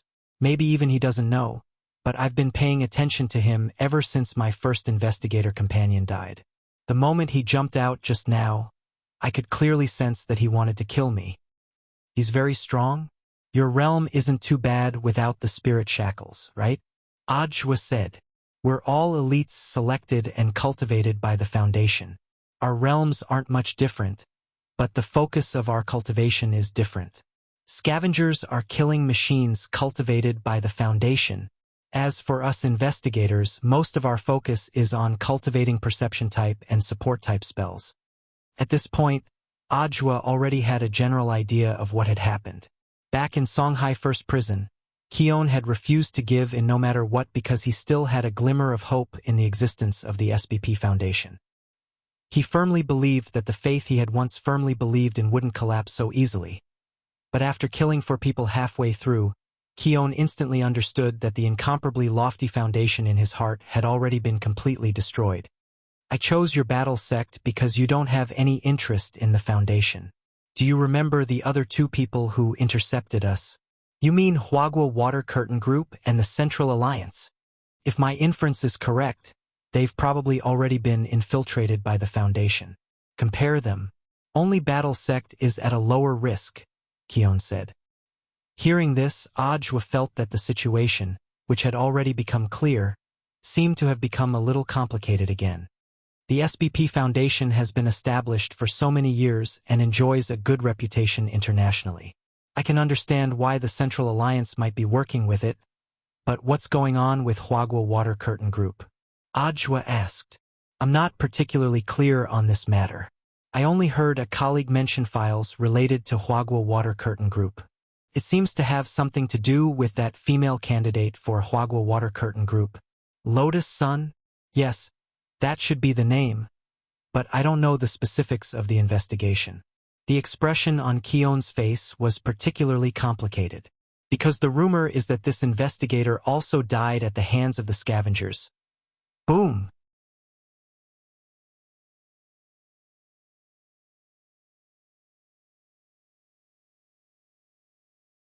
Chapter 1232.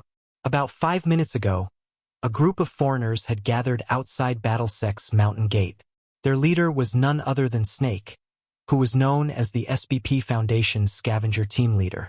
In less than 2 hours, he had arrived at the location Subai had specified and obtained a magic treasure known as the Void Magic Ball. Then, he had come here according to new instructions. Snake didn't know what this Lord Judgment wanted to do, but there was nothing wrong with following the Foundation's arrangements. A group of outsiders gathering in front of the mountain gate was definitely a sign of danger. Seeing this, the Battle Sect disciples in the sentry tower hurriedly reported the situation to their superiors. Very quickly, a stream of golden light rose from the heart of Battle Sect and descended from the sky in front of this group of scavengers. The powerful aura made the scavengers involuntarily take a few steps back. Snake stared at the young-looking boy in front of him with his dark blue eyes set in deeply sunken eye sockets. We are here on the orders of the SBP Foundation. Please ask the person in charge of your sect to come out and return him to us. After saying this, Snake also tried to recall the origins of the person in front of him in his mind, but he found that he had no impression at all in his mind. Crispy Noodles didn't reply and just stared quietly at Snake. According to Battle Sect's rules, anyone who provoked the mountain gate, Battle Sect would never make the first move. Seeing that the youngster was standing still, Snake looked a little impatient. Aren't you going to ask the person in charge to come out? Or are you the person in charge here? I'm just a security guard, Crispy Noodles answered honestly. In reality, he had been assigned to many departments in the battle sect and was a proper replacement player. Wherever he was needed, he would go. Today he was in charge of security, but tomorrow he might become the disciples' coach and guide their cultivation. As Wang Ling's sub-account, Crispy Noodles was just a real clone, but he unexpectedly gave people a reliable and reassuring feeling. When the disciples in the Sentry Tower saw Crispy Noodles arrive, they breathed a sigh of relief in their hearts. Almost all the disciples in Battle Sect knew how strong Elder Crispy Noodles was. Mr. Security Guard, your Battle Sect stole our people, so you should give them back to us. If you persist in going about things the wrong way, we'll have to take them by force, Snake threatened. Crispy Noodles sighed in his heart, lamenting that the foreigner in front of him had so much nonsense to say, and he suspected that he was exaggerating the number of words. Instead, he was hoping that Snake would act faster, until he saw Lu Gang galloping towards him from the horizon. So that's how it is. It's all God's will. The young man raised his head and stared through the layers of clouds at the approaching beam of light. He immediately understood who the culprit was. There was only one person in the entire universe who could achieve such finger strength.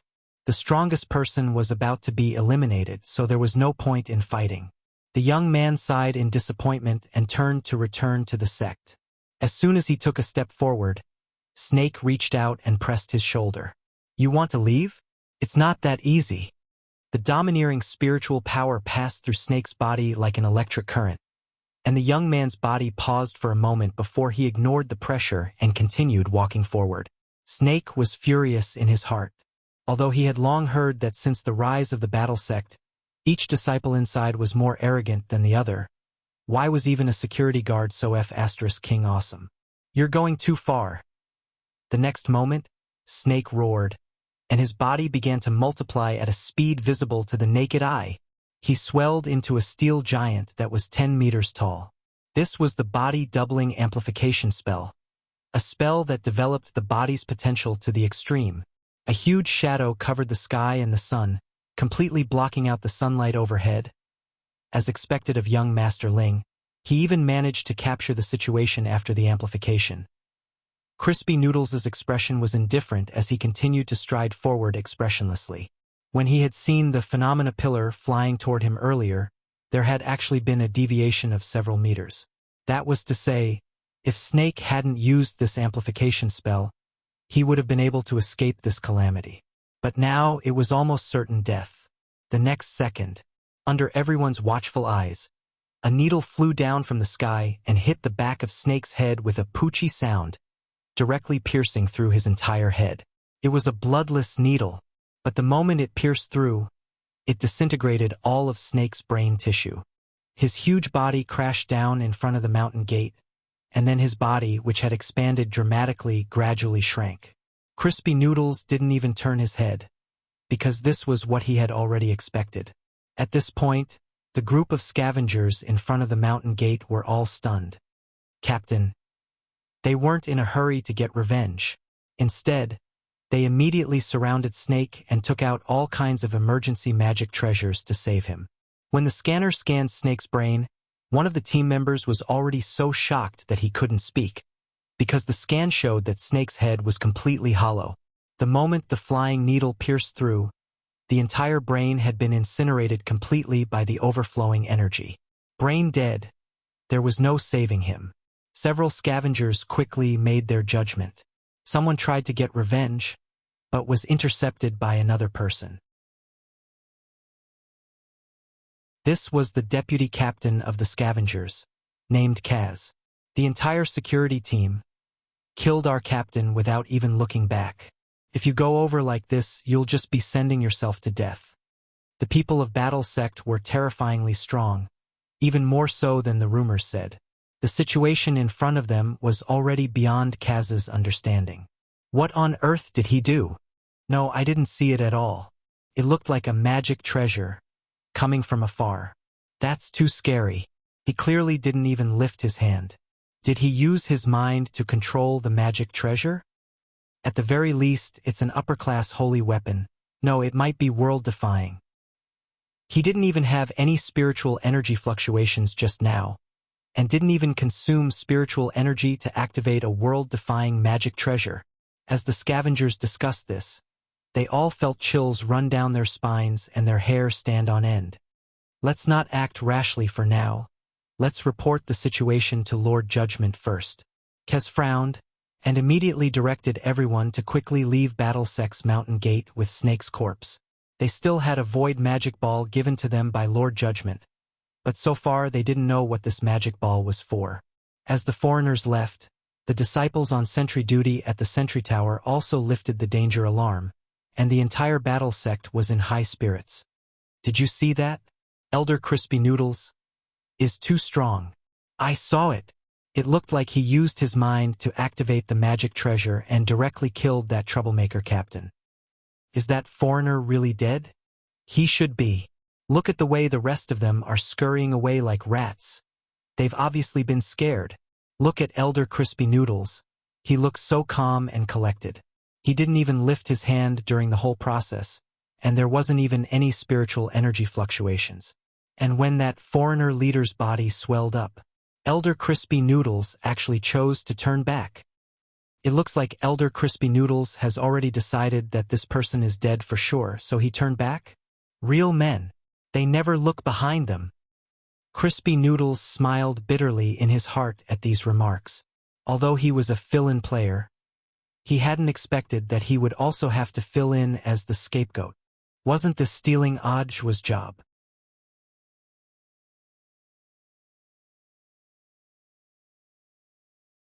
Chapter 1233.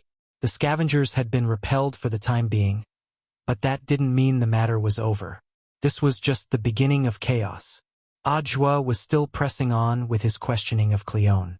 On the other side, the various forces were also making their own moves. The towering Huagua water curtain group building was empty. Everyone had been evacuated in advance. Only the men in black who had been sent out earlier were left to report on their work. Sun Yuan's face was exceptionally ugly. He hadn't expected so many people to be involved this time. Not only were overseas foundations and combat sects involved, but even the main alliance was also involved. Furthermore, it seemed that these forces had branches that were secretly fighting each other. Legend has it that the Foundation has a scavengers team, which are killing machines specially bred by the Foundation. I never thought it would actually be true. When the men in black finished their report, Jiang Xiaoche also had a very surprised expression. Then he frowned deeply. Master, I'm afraid we've already exposed our identities by getting involved this time. Sun Yuan glanced at Jiang Xiaoche and shook his head. No, the truth is that our operation this time was secretly instructed by the main alliance. Otherwise, do you think I would have the guts to get involved in this matter? Instructed by the main alliance? Jiang Xiaoche was even more surprised. To be exact, it was directly instructed by His Excellency. It's actually His Excellency. Jiang Xiaoche's eyes widened. Judging from the outcome of this operation, the situation is worse than I thought. Since His Excellency instructed me to get involved, it proves that there might already be a spy in the main alliance that His Excellency doesn't trust. Saying this, Old Man Sun frowned slightly. It was just that they still didn't know where on earth this spy came from. Was it someone from the Foundation? Or was it an unknown force from somewhere else? None of this was known at the moment. Sun Yuan was a veteran. A company could never be above the state. He understood this principle. Although Huagua Water Curtain Group was astonishingly wealthy, Sun Yuan wouldn't get involved in this matter without authorization. Of course, as a businessman, the more Old Fox Sun took the risk to get involved this time, the more conditions Huagua Water Curtain Group would raise. Sun Yuan didn't lack anything in his life, be it wealth, beautiful women, or any novel objects. Everything a secular person wanted was fleeting in his eyes. The only person he treasured was his granddaughter. As long as Lotus Sun's yin and yang death tribulation wasn't resolved, he would be on tenterhooks. Thus, Sun Yuan's condition was that after this matter was over, He wanted the headquarters to do their utmost to break the Yin-Yang death tribulation. Looks like we have no choice but to interfere in this matter. When Jiang Shaoqi heard this, he understood Huagua Water Curtain Group's current situation. Judging from the current events, the General Alliance might have lost the trust of that lord because of the traitor. That lord had no choice but to ask the Huagua Water Curtain Group to secretly investigate. They were already involved in this matter, so it was naturally impossible for them to escape unscathed. However, there was one thing that Jiang Shaoqi did not quite understand. He bluntly asked, "Why did that lord not allow the battle sect to investigate?" "I was also thinking about this before," Old Man Sun said. "Maybe you have your own concerns. Or perhaps Master feels that the battle sect has a close relationship with the headquarter alliance, and that there might be a mole within. But the problem is that the person has already been snatched away by the war sect." Jiang Shaoqi wanted to cry, but no tears came out. They were now caught in the middle, and their situation was very awkward. They couldn't win in a fight, and couldn't extricate themselves from this matter. The whole situation was quite unfavorable for Huagua Water Curtain Group. Most importantly, their actions just now had exposed their identities. The mole at the headquarters and the Foundation scavengers could make a move on Huagua Water Curtain Group at any time. This situation of being attacked from the front and the back could be said to be a stalemate. Now, Jiang Shaoqi finally understood why Sun Yiyuan had ordered all the employees in the building to be evacuated yesterday. Obviously, the old man didn't want to implicate the innocent employees. Now we can only gamble. After thinking about it, Old Man Sun quickly made a decision. Everyone else evacuate. Shaoqi, come with me to the Sun family treasury. Hearing this, Jiang Shaoqi's pupils shrank. Master Yu, since we're already involved and can't extricate ourselves, there's no harm in blowing things up a little. Saying this, Old Man Sun got up and took off his suit jacket. Underneath the jacket, his strong muscles pushed up his white shirt, which was especially conspicuous. Going to the Sun family treasury. How many years had it been since Jiang Shaoqi had heard this sentence? This was the signal that Old Man Sun was going to the treasury to retrieve his ancestral magic artifact, and was personally coming out of retirement. At that moment, Sun Yiyuan wasn't sure if he could trust Battle Sect. But as long as he gave it a try, everything would become clear. On the other side, Ajwa had already made a new breakthrough in his questioning of Cowan. Their topic had already turned to hollow spirits. This was a strange and mysterious term that Ajwa had only heard today. There's actually such a thing as a void invasion. Ajwa was secretly astonished after listening to Cowan's words. These had all been Gu Xuanji's deductions at first, but Ajwa hadn't expected them to be confirmed by Cowan. Void invasion. You've summed it up very well. Cowan smiled bitterly. Our world is indeed suffering from the merciless invasion of void creatures. Did you come to Shou Nation to investigate 20 years ago? To be exact, it should be earlier. The large amount of evidence I have shows that the hollow spirits appeared earlier than the Foundation thought, Cowan said. It's just that they've been secretly observing humans before this, and have been lurking in the human world for a very long time. Furthermore, there weren't many of them at the beginning. They didn't reach the point where we needed to be on guard at all. Observing humans. Ajwa couldn't help sighing when he heard this. Just like humans playing with little insects in a greenhouse? Cowan smiled. That's a very good analogy. Perhaps to them we are indeed like insects trapped in a greenhouse. Because the hollow spirits themselves are indeed a higher form of life. They're like wind and light, like clouds and fog. They don't have a physical body, but they're extremely intelligent. But why would such highly intelligent creatures be interested in ants in their eyes? The evidence I have so far is still limited, so I can only make assumptions, Cowan said. After a long period of observation, I realized that they seem to be looking for something. The current void invasion is precisely because of this thing. What kind of thing? Ajwa asked. It doesn't have to be something. It could also be a person, Cowan replied.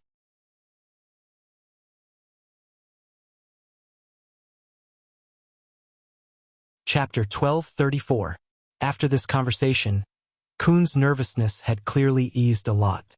Perhaps it was because Snake's death made him feel like a burden had been lifted from his heart. As one of the investigators, he had felt and seen too many of his colleagues die at the hands of scavengers. At some point in time, Kuhn had also started to fear scavengers in the depths of his heart. But now, with Snake's death, everything had become a relief. It was as if Battle Sect had become Kuhn's safe haven. Staying in the true Venerate Great Hall in the hinterland gave Kuhn a sense of security. This newly established sect had leapt to the top 10 of the world's sects at an almost bizarre speed. It firmly occupied the throne of third place. Apart from the fact that its economy and the overall quality of its disciples couldn't compare to the top two sects, it was practically beaten in every other aspect. The first two required a long period of development to accumulate. After all, Battle Sect was a newly established sect, and it had already been very difficult for it to reach this stage. You don't think it's necessarily an object, but a person. Ajwa frowned deeply when he heard Kuhn's speculation. If it was to find an object, he thought of his Sherfu's omniscient elephant's pillar. But it wasn't like his Sherfu wouldn't return the pillar. Was it worth it for a hollow spirit to riot over a magic artifact? The omniscient elephant's pillar definitely wasn't the only thing in the void behind the gate of the void. Furthermore, it had to be something even more powerful. In comparison, Ajwa felt that the weight of this omniscient elephant's pillar didn't seem to be that high. But if they were here to find someone, that would be a very wide range. Even if they narrowed it down, it seemed that they could only lock onto Huaxiao Nation. 20 years ago, the Foundation had sent Kuhn to investigate Huaxiao Nation in order to investigate the hidden hollow spirits in Huaxiao Nation. Looking at the overall data, Huaxiao currently had the most hidden hollow spirits in its territory. Hence, all of this was because of a certain person in Huaxiao Nation. At this point, the situation gradually became clear. Is there any way to identify hidden hollow spirits? As I said before, hollow spirits are high-level creatures without a physical body. When they reside in a human body, there's bound to be a rejection reaction. A rejection reaction? It's only at the beginning. Hollow spirits are extremely adaptable. The faster ones will be able to adapt in a day. The slower ones will need about 5 days. However, no matter how fast or slow they are, they will need to drink a red medicinal soup. How did you know? Ajwa was amazed. I've had cases of people being possessed by hollow spirits. That gave me good information. At this point, Cohen couldn't help but break out in cold sweat. Riches come with risks. What I'm doing is very dangerous. If I'm found out that I'm testing the hollow spirit, I'll definitely die. Using the body of a human to deal with an unknown higher being. Hearing this, even Ajwa couldn't help but admire Keon's courage. He sensed the spirit of a desperate man from Korn. In fact, the investigators of the SBP Foundation all had this spirit. It was the mission of every SBP investigator to do their best to unearth and pursue the truth. Ajwa couldn't help recalling the extreme weather when he had hugged a tree and reported for duty at the front. Then, the reporters and cameramen who were swept away by floods or hurricanes. I took a sample of the red decoction and wanted to take it to the Foundation for testing. Where is Ben now? I don't have it with me. It's in my apartment. I don't know if it was destroyed by the scavengers. Korn frowned deeply. Given their ability, it shouldn't be hard for them to find out where I live. It seemed that the key was the sample of the red decoction. If they could crack the secret, they might be able to discover the difference between human cultivators who were possessed by hollow spirits and ordinary human cultivators. I'll think of something about the decoction. After saying this, Ajwa looked at Immortal Jinun next to him. Senior, did you hear that? Please help me find this decoction. That's easy. Immortal Jinun nodded. With a turn of his body, his entire body turned into a cloud of smoke and disappeared. Even someone as experienced and knowledgeable as Korn had never seen such frightening spatial manipulation before. What on earth is this senior's background? That's a sect secret. If you want to know, you can investigate it yourself. Korn wiped at his sweat. It's not that I haven't looked into Battle Sect, but it wasn't until today that I realized there were still a lot of things I missed. Furthermore, This is the first time I've seen a sect set up a snack shop in their own sect. In order to control what their disciples ate, large sects usually didn't set up this kind of snack shop. They ate too much puffed and fried food and carbonated drinks. Over the years, this would have a huge impact on the growth and development of the spirit root. This was also why people who liked to drink fat otaku cola generally had low cultivation levels. A certain expert had once publicly published this opinion in Cultivator Has a Say Daily. Of course, Ajwa knew what Korn was trying to say by specifically mentioning the snack shop. He smiled slightly. Actually, I don't think that eating snacks will necessarily have an impact on one's realm. When a person's realm and strength had already reached a sufficiently heaven-defying level, how could they be swayed by a few bags of snacks? Ajwa had also thought this way when he was younger, but after meeting his adorable little Sherfu, he felt that a whole new world had opened up to him. Wang Ling's existence had completely subverted his understanding of cultivation. In Ajwa's eyes, the so-called impact of eating snacks on one's realm was simply a paradox. Cultivators just needed to have a limit to everything they did. Thus, Ajwa believed that eating less or occasionally wouldn't have an impact on the development of the spirit root. I don't agree with Mr. Zhuo's point of view. The reason I have my current cultivation is because I've never eaten those so-called junk foods since I was a child. Korn smiled. But in the next moment, Ajwa's soul interrogation stunned Korn on the spot. But Mr. Korn, do you think you've been happy all this time? Korn fell silent. I know that it might be very difficult to change Mr. Korn's understanding of cultivation in the short term, Ajwa said. Ajwa said, but if Mr. Klein is willing to join our sect and fully understand our corporate culture. So Mr. Zhuo wants to pull me in? Kion stopped Ajwa from speaking. After going around in a big circle, he finally understood Ajwa's meaning after hearing this. Sure enough, the Oriental way of talking was broad and profound. Korn gasped in amazement. Ajwa smiled. Mr. Korn, Battle Sect won't easily extend an olive branch. Korn thought for a bit and also smiled. Once this is over, I'll think about it. The two of them chatted as they waited for Immortal Jinyuan to bring back a sample of the red medicine. At that moment, a disciple outside the door hurried in. Report, Mr. Sun of Huagua Water Curtain Group requests an audience. Mr. Sun?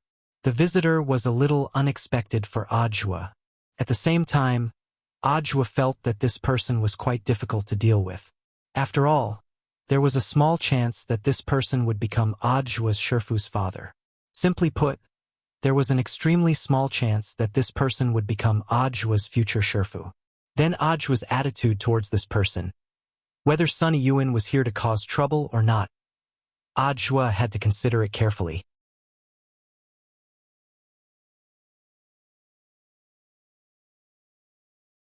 Chapter 1235. Battle Sect's Central Lakeside was a place specially built for disciples who specialized in water magic. A pavilion stretched along an elegant winding corridor along the shore to the center of the lakeside, dividing the entire lake. Under the baptism of the moonlight, it had the beauty of yin and yang separating the dusky dawn.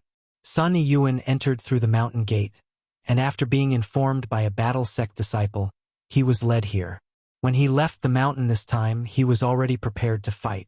However, he did not expect that the way the war sect treated him was unusually gentle.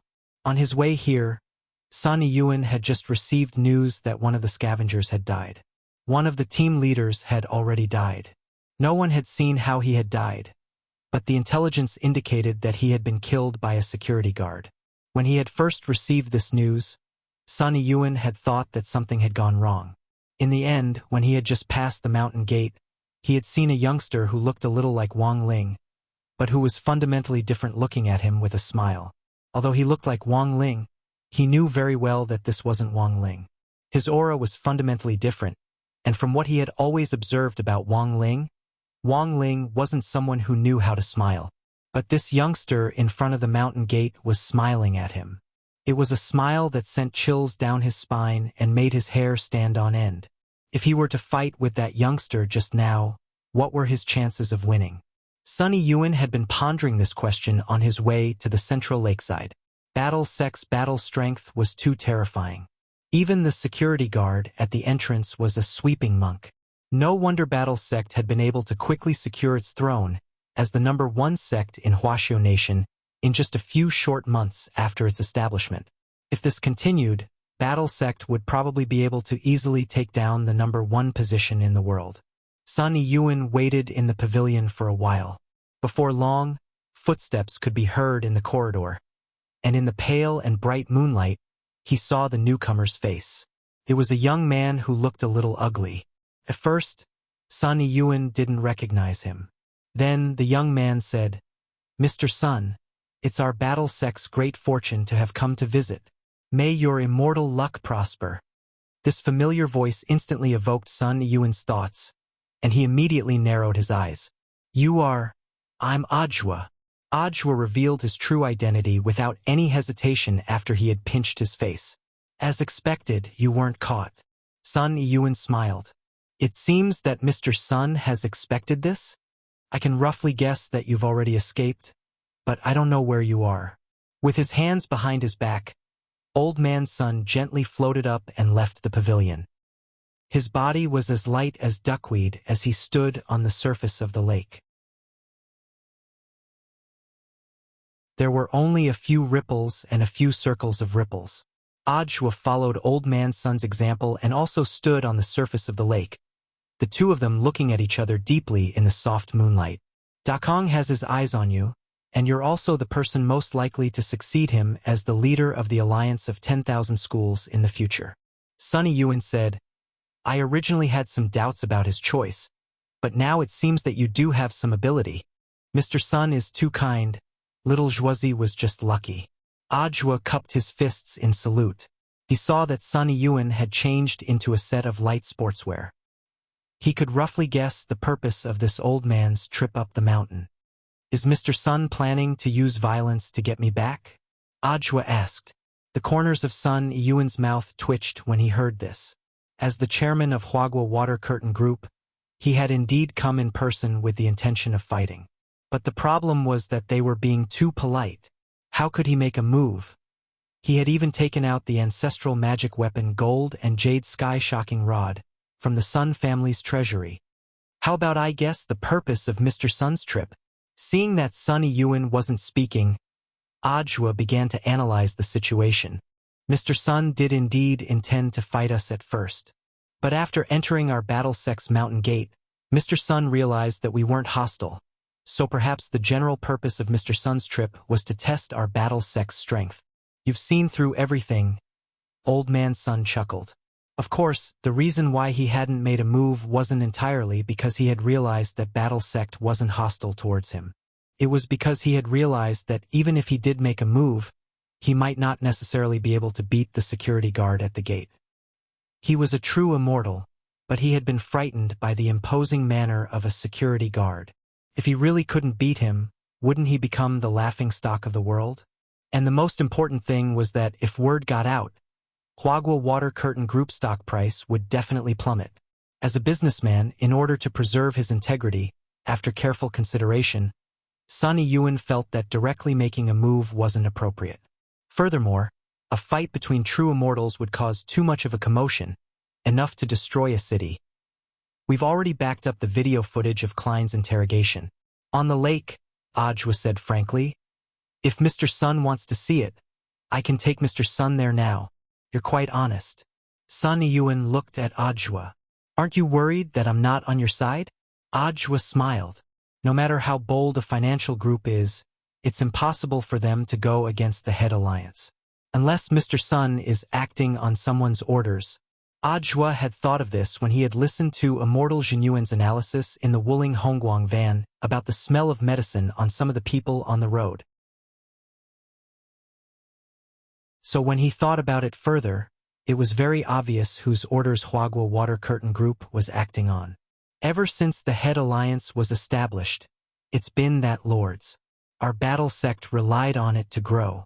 Naturally, we will stand on that Lord's side unconditionally. Ajwa bowed again. "Mr. Sun, do you know why I asked to meet you here?" In the evening breeze, Sun Yun's gaze was incomparably tranquil as he looked at the bright moon reflected on the lake in front of him. Heart like a bright moon. Old man Sun stared at the moon, his tense heart relaxing a little. He sighed in his heart. It was a good thing that Battle Sect wasn't an enemy. They weren't on the other side. Otherwise, the outcome would have been really hard to predict. Just sending out the security guards at the door would have been enough to kill like crazy. We will share the following information with Mr. Sunday. If Mr. Sun trusts us, we will share it with you. If Mr. Sun trusts us, we can also share some of what we know. Saying this, the phone in Ajwa's trouser pocket vibrated. Immortal Jinyuan had returned. Ajwa learned that the sample of the red medicine was in perfect condition. The main thing was that Klein had stored it in a very tricky place. He had actually put it in the toilet. When Immortal Jinyuan had arrived, Klein's place of residence had been a mess, and it had clearly been searched by the scavengers. But they had never expected Klein's action of putting the sample in the toilet would imperceptibly protect the sample. Because before this bunch of scavengers had opened the toilet in this way, Lord Ma had already sent the sample away. When Immortal Jinyuan went over again, Lord Ma had sent the sample back.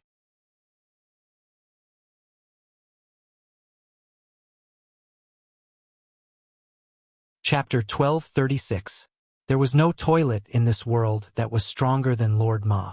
Not only was he an enlightened spiritual monster who had seen the buttocks of the men from the Wang family, but he was also a spiritual monster who controlled the toilets of the entire earth. If he reached the standard of a grade for enchantment, this range could be expanded. As Wang Ling's chief disciple, he naturally knew how powerful Lord Ma was. This kind of teleportation ability could only be described as heaven-defying. This matter is all thanks to Lord Ma. Ajwa listened to Immortal Jinyuan's explanation in the Great Hall of True Venerated. He couldn't help but mutter to himself again. Who is Lord Ma? Sun Yun sat on the guest chamberlain's chair and revealed a curious look. Lord Ma was an enlightened gremlin, so of course Ajwa couldn't reveal his identity. However, he didn't want to lie to Old Man Sun, so he thought of a reasonable explanation. He's an excellent courier. Then the courier has done a good job. Sun Yun was also full of praise. He is indeed dedicated. Ajwa nodded. Lord Ma's professionalism wasn't just for show. He heard that Lord Ma was in a relationship recently, and his love partner was the cosmic god tree that had previously drained his nutrients. This should be the first among all the monsters in the Wang family's small villa to be single. What was even more unexpected was that Lord Ma, who was no longer single, actually didn't look that young. However, as the saying goes, beauty is in the eye of the beholder. Miss Cosmic God Tree liked Lord Ma, so there was nothing she could do about it. It could only be said that it was worthy of being a spiritual monster that was enlightened by Master. She was clearly in love, but she still completed her mission. Hearing this, Immortal Jinyuan couldn't help sighing at Ajwa's eloquence. He could turn the story of a greedy girl begging for fertilizer into a love story of a dedicated courier. Ajwa was indeed a rare talent. How long will the test take? Old Man Sun sat in the guest seat and took a sip of tea. He had been observing Immortal Jinyuan since the beginning. Because this was another expert he didn't know. In his heart, he was glad that he didn't really make a move just now. Otherwise, he would have no place to hide his old face. This Zhan Zongtian was too terrifying. Nameless experts at the level of sweeping monks were everywhere. This was King ridiculous. Immortal Toya is already experimenting, it should be soon. However, in the end, I'm afraid that our Battle Sect's medicinal laboratory is not as advanced as Mr. Sun's group's. Speaking up to this point, Ajwa narrowed his eyes slightly and smiled. Everyone knows that Huagua Water Curtain Group built the first 5th grade elixir laboratory in the country. Unfortunately, our Battle Sect is currently short on funds, and we still have so many disciples to feed. We still can't afford to open this laboratory. Sun Yun choked on his saliva. He wasn't a fool, and of course he understood what Ajwa was hinting at. No. This already couldn't be considered a hint. In Ajwa's view, it was already clear. However, Sun Yun did not intend to accept this. The construction cost of a level 5 pill laboratory was especially expensive, at least 1 billion immortal gold. With this amount of money, he could open a new sky-class sect. Any investment must pay attention to the return, and he was not a philanthropist. He was a businessman, and he would not invest without a good reason. Contrary to Sun Yuan's expectations, Ajua actually didn't continue pestering him, and instead changed the topic back to Keon. Mr. Keon, I remember that the SBP Foundation was also founded by the International Alliance of Cultivators back then? That's right. Keon nodded. This was a fact that everyone knew, so there was nothing to hide. Let me get a little gossip. How much did you invest in the initial establishment?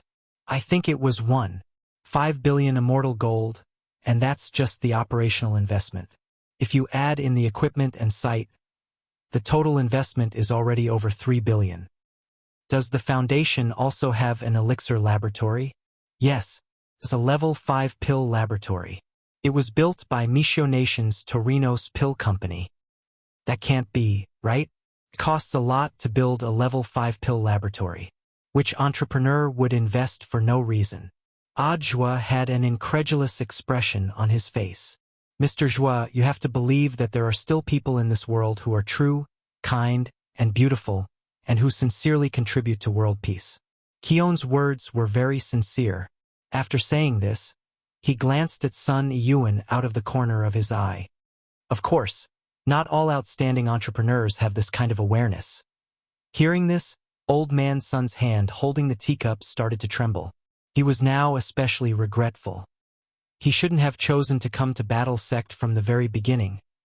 Wasn't this clearly extortion on the basis of morality?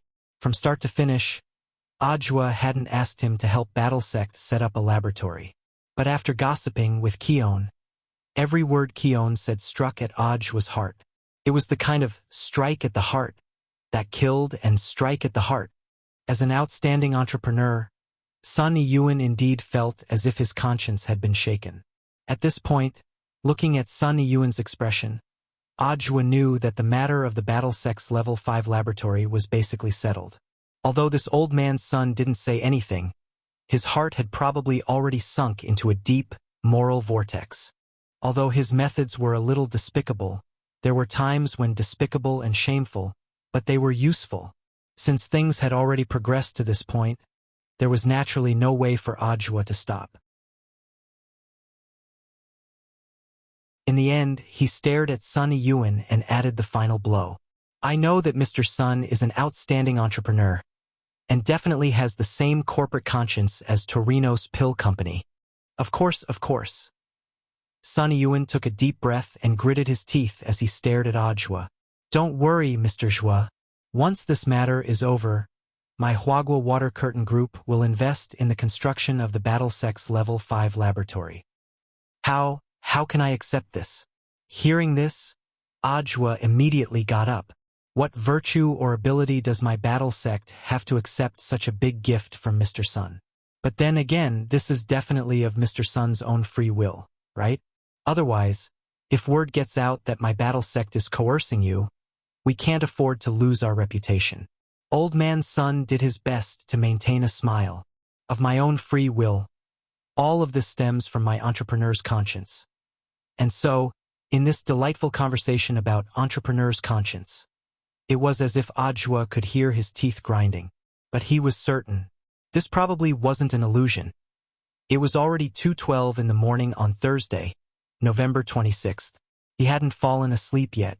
After finishing his homework, he had been secretly assisting in the investigation of the Foundation. According to the clues left behind by Warden Liang, there were 7 main envoys behind the scenes of the Foundation. Book of Sage Immortal listed these 7 people in detail in front of Wang Ling. This was the relevant information extracted from Warden Liang's soul memory, and his soul was already under Wang Ling's protection. Position 1 Moon. Gender unclear, but a gentle person. Position 2 Star. More intelligence than the others. Claims to have prophetic abilities. Position 3 Sunday. Always exudes a sense of justice like a big brother. Position 4 Judgment. Host of the meeting. Voice shrill and funny. Gender unclear. Position 5, War Chariot. Like his code name, his style is full of violence. Position 6, Fate. A man of few words, but can always give hints at critical moments. Position 7, The Fool. Always leaves the meeting midway. Very mysterious. After reading this, Wang Ling felt like he was playing werewolf killer. Then, among these 7 people, who on earth was the Void Spy and how many wolves were there?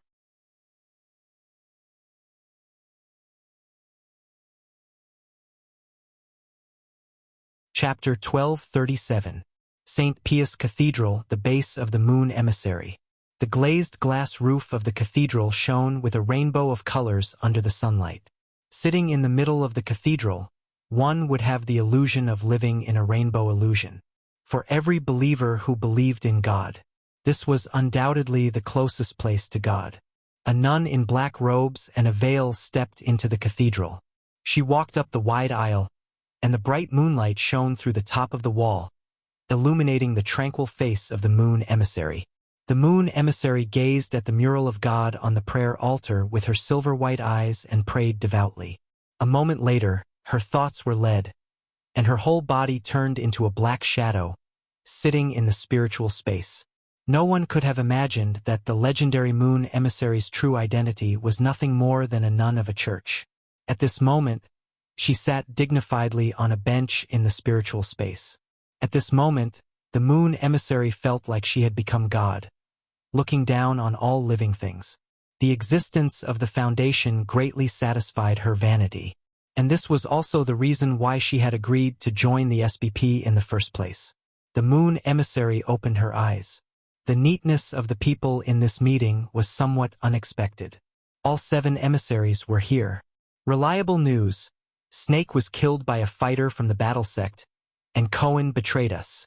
The judgment emissary, as the host of the meeting, told everyone the unfortunate news. Everyone present had different reactions to Snake's death. The most shocked person was the moon goddess. With his strength, he actually died at the hands of the battle sect. What a useless piece of trash. The chariot emissary hammered the table, looking very angry. Didn't he find out anything before he died? Not at all. The star emissary smiled slyly. The information he had obtained was no less than that of the judgment emissary. I'm afraid even the judgment emissary would not have thought that Snake would die at the hands of a battle sect security guard. Security guard. The rest of the people fell silent upon hearing this. Many people's hearts trembled wildly. It wasn't just the judgment emissary. Everyone here seemed to have underestimated the combat power of the battle sect. In this day and age, how could there be a lunatic sect that used a true immortal as a security guard? Snake's strength was at half-step true immortal. Just a little bit more and he would be able to leap into the realm of true immortal. To be able to defeat Snake, even if he was a security guard, he would at least have the strength of a true immortal. I've already organized the scavengers to temporarily retreat. I don't know if anyone has any opinions or thoughts. Subai looked at each and every one of them. As the host of the conference, the legendary judgment messenger of the Foundation, he felt that he had seen through everything. After becoming a higher-level creature, their ability to obtain information was naturally extraordinary. He could communicate directly with the Void Master and ask for his help. Let the Lord use the supreme power of the Void to give him all the answers he wanted. Therefore, he already knew the identity of every single person here, including the residents of every single emissary. Snake's death was something he had long foreseen. As long as the Void Orb existed, he would be able to absorb Snake's soul immediately after his death and transform Snake into a high-level ethereal. At that time, as long as he killed anyone here, and then let Snake invade the Void, he would be able to control one more emissary. After that, as long as he repeated the above actions, the entire Foundation would fall into his hands. But right now, the most important thing was still acting. He couldn't directly reveal everyone's identity, and Subai was deeply conflicted as to whose body he should let Snake invade. He had to observe first and see who would dare disobey him. It's too dangerous for the scavengers to remain in Huaxio. I think we should withdraw them all for now and wait and see. At that moment, Sun Messenger said, The scavengers have done a lot for the Foundation over the years. Once they fall into the hands of another country, everything the Foundation has done will be exposed.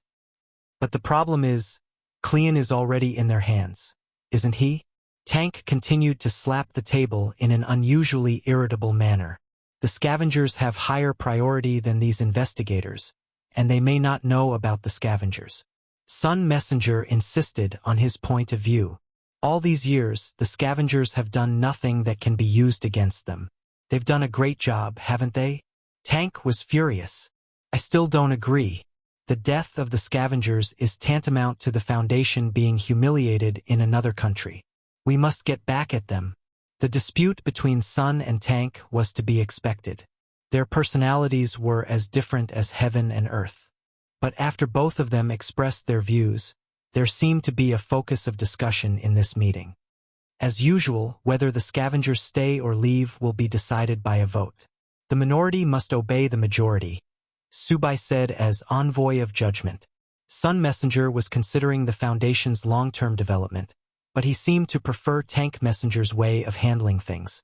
In any power struggle, if all the plans were too conservative, sooner or later the Foundation would be nibbled away. Under his control, the Foundation had to grow stronger. Therefore, it was crucial to establish the Foundation's prestige. Subai wasn't afraid of Battle Sect at all. In his opinion, Battle Sect was nothing more than a stepping stone for the Foundation's development. It was destined to serve him. I support Tank's view. So, he spoke first to express his opinion. It was rare for the host to express his opinion first. Looking at this scene, Sun Messenger instantly felt a hint of anger rise in his heart. He had the feeling that he was being targeted. When he saw the other envoys vote one after another, this surging anger was on the verge of erupting. Moon, Star, Fate, what on earth do the three of you mean? Sun Messenger questioned the three of them. Moon, haven't you always advocated peace? Why would you agree with Tank Messenger's violent style? Nun Moon was silent. She actually didn't have her own opinion, and following the crowd was her usual practice. Star Messenger, although Sun Messenger's words are reasonable, I always follow my own judgment. At this time, Sun Messenger looked at Fate. Like before, Fate fell silent again. Finally, everyone's eyes turned to the only person who didn't express his opinion. The fool, what do you think? Subai stared at the black shadow sitting at the back and narrowed his eyes. The fool often left midway through a meeting. This was the only time the fool didn't leave. But now it seemed that the fool's vote was meaningless. Even if he voted for Sun, this vote was destined to be won by Tank. In the silence, everyone seemed to hear a rustling sound, as if someone was chewing something. Who's secretly eating snacks during a meeting? Subai asked in surprise. Everyone looked in the direction of the sound. They were surprised to find that the sound came from the fool in the seventh seat. It was coming from the black shadow that the fool had transformed into. Although they couldn't see the fool's face and could only see a black shadow, they could clearly see what the black shadow was doing. They saw the fool seem to have opened a new bag of packaging, took out the seasoning packet, and skillfully tore it open and sprinkled it in.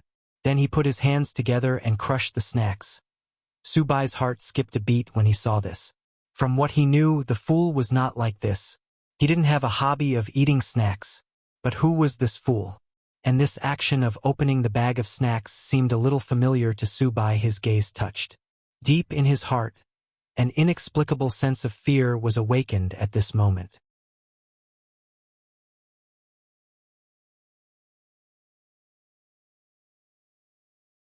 Chapter 1238.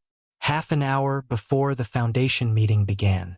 Book of Sage Immortal had divined the identity of the fool, one of the 7 envoys. It suggested that Wang Ling used the temporary possession spell to enter the body of the fool. This kind of possession was temporary and could achieve a temporary soul exchange. The advantage was that it could infiltrate seamlessly without anyone noticing. So Wang Ling wasn't really the fool. What Wang Ling hadn't expected was his habit of secretly snacking raised questions among the other envoys present. Fortunately, he hadn't been completely exposed. The most important reason was that Su Bai didn't believe that the fool was Wang Ling.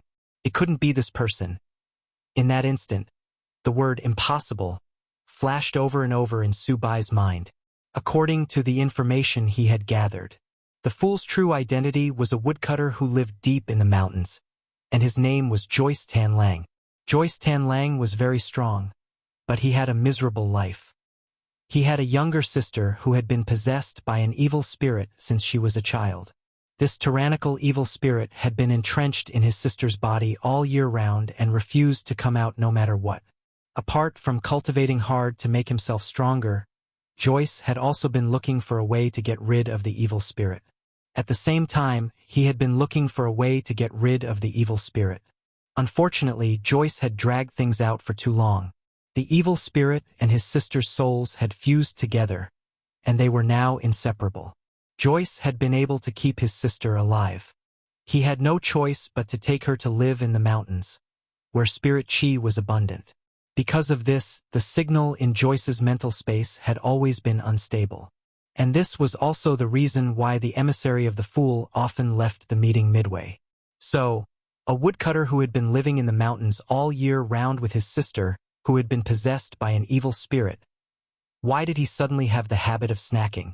Su Bai had his doubts, but he didn't believe that the woodcutter was the fool. It was the man whom he had been longing for revenge. He had been planning everything, but he hadn't even officially launched his plan. All of the actions should be seamless. There was no way that man would have thought that he was the mastermind behind all this. So, there had to be a mistake somewhere. Or perhaps the Lord of the Void had missed some of Joyce's habits. If this was a woodcutter who loved to eat snacks, it would make sense. Joyce had sacrificed so much for her sister. He had visited so many powerful beings and remote places in search of the secret method to dispel the evil spirit. He must have his own pressure. Some people relied on typing on the keyboard to relieve stress. Some live on whiskey. Some people relied on recommendation votes and monthly votes. There were also people who shamelessly relied on drag to relieve stress. Of course, it did not rule out the possibility that some people ate snacks to relieve their stress. Su Bai nervously swallowed the saliva in his mouth and spoke. "The fool, don't you have anything to say?" He still firmly believed in the Void Lord's judgment. He confirmed that the envoy sitting in the 7th seat was the old woodman, Joyce. Not the man she wanted to take revenge on. His innocence was not the slightest bit empty. But now was not the best time for revenge. He just needed a little more time to prepare. "I agree with Tank's opinion." Finally, the voice of the fool was heard. This slightly rough voice made Su Bai heave a sigh of relief. He was sure it was Joyce's voice, and his tone was exactly the same as Joyce's. In that case, 6 chariots and 1 sun. The Foundation will draw up a follow-up plan based on Tank's suggestion. After saying this, Su Bai made his final decision in the mental space. The meeting came to an end. In the bedroom of the Wang family's small villa, Wang Ling opened his eyes. At the last moment of the meeting just now, Wang Ling had cancelled his temporary possession spell. He returned the body to its rightful owner, Joyce Charcoal Lang. This was a good brother who knew how to dote on his little sister. Wang Ling didn't want to implicate Joyce because of him. He had already signed a soul contract with Joyce, so he had the right to possess Joyce at any time. In return, Wang Ling promised to help Joyce cure his little sister. The evil spirit had already fused with his little sister's soul. But for Wang Ling, it would only take a flick of his finger for him to extract the evil ghost. Of course, Joyce was touched by Wang Ling's body. He felt that his unwavering devotion to his little sister all these years had touched the heavens, and he had been redeemed by God. After Wang Ling cancelled his possession, Joyce knelt down on both knees and raised his hands in prayer as he looked up at the sky and thanked God with the most devout eyes. "Joyce, Lord, thank God. If you mainly use my body, you're welcome to possess me at any time. Wang Ling, is it done?" At that moment, Wang Ling turned his gaze to the tablet on the table. Although Wang Ling already had the thought of giving it away, so he had to give it away. But for the time being, April was still useful. While my lord was possessing me, I already figured out the identities of the people in the spirit space. Book of Sage Immortal gave the results of its deductions. There was no doubt that the 7 members of the Foundation were all foreign cultivators. But that didn't rule out the possibility that some of them were colluding with the General Alliance. Among them, the probability of Tank colluding with them was as high as 87%, and he was a key target for observation. Wang Ling clicked on Tank's information. He discovered the real full name of Tank's emissary, Toy Dre. He was the big boss of a multinational spirit sword production company and controlled more than 20 large spirit sword production factories.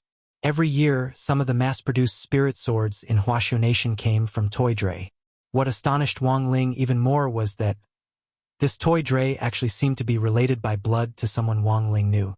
According to Book of Sage Immortal's bloodline analysis, Toy Dre's DNA was actually highly similar to Yi Jiang's. The two of them were actually father and son, but Yi Jiang had been alone since he was a child. It was only after General Yi had taken a fancy to his talent that he had accepted him as a disciple. His life had gradually gotten better. To be honest, if it wasn't for this bloodline data, it was hard for Wang Ling to imagine that Yi Jiang had foreign blood. It looked like Yi Jiang might have inherited more of his mother's genes. And his mother was definitely an authentic Eastern beauty. Keep investigating.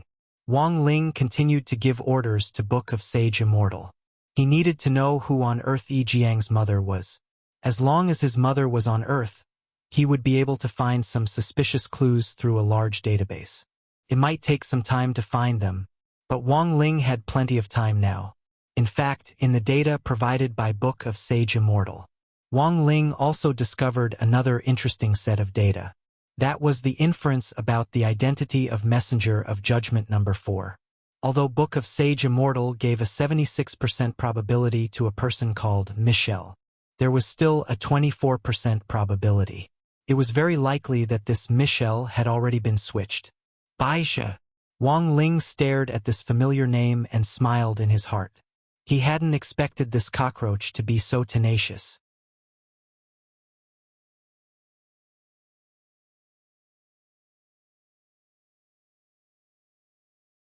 Chapter 1239.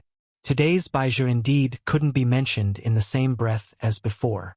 Wang Ling could sense that Baixia's combat strength had improved significantly. But the only thing that hadn't changed was his excessive self-confidence. Excessive self-confidence was conceit. This was also why Wang Ying had taken a liking to Baixia at first, but hadn't put him in an important position. Baixia was certainly strong, but conceited could easily cause trouble. So the question now was, how strong on earth was Baixia? After Book of Sage Immortal examined him, it gave a definite answer. My lord, he seems to have already become a hollow spirit. Had he really been invaded by the void? Wang Ling wasn't surprised by this result, because he was well aware of President Bai's hatred for him. In order to defeat him, President Bai would rather not be human and become a so-called higher-level creature. Wang Ling could feel this hatred even from across space. Do you have a specific estimate of his combat strength? Wang Ling asked Book of Sage Immortal. It's not easy to calculate because my current understanding of void creatures is still limited.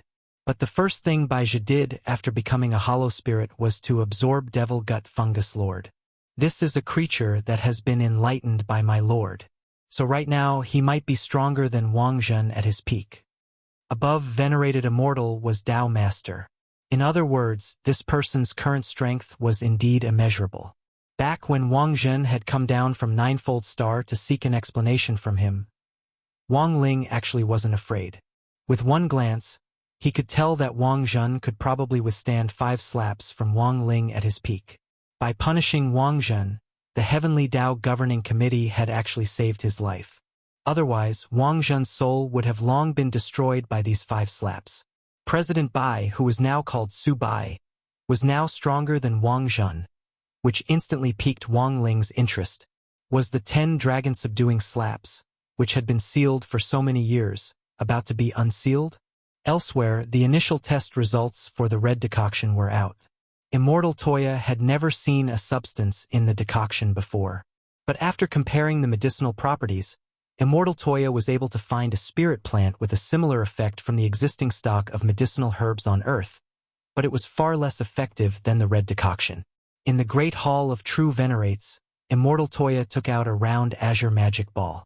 By touching the magic orb, he could project the images in his mind into the void.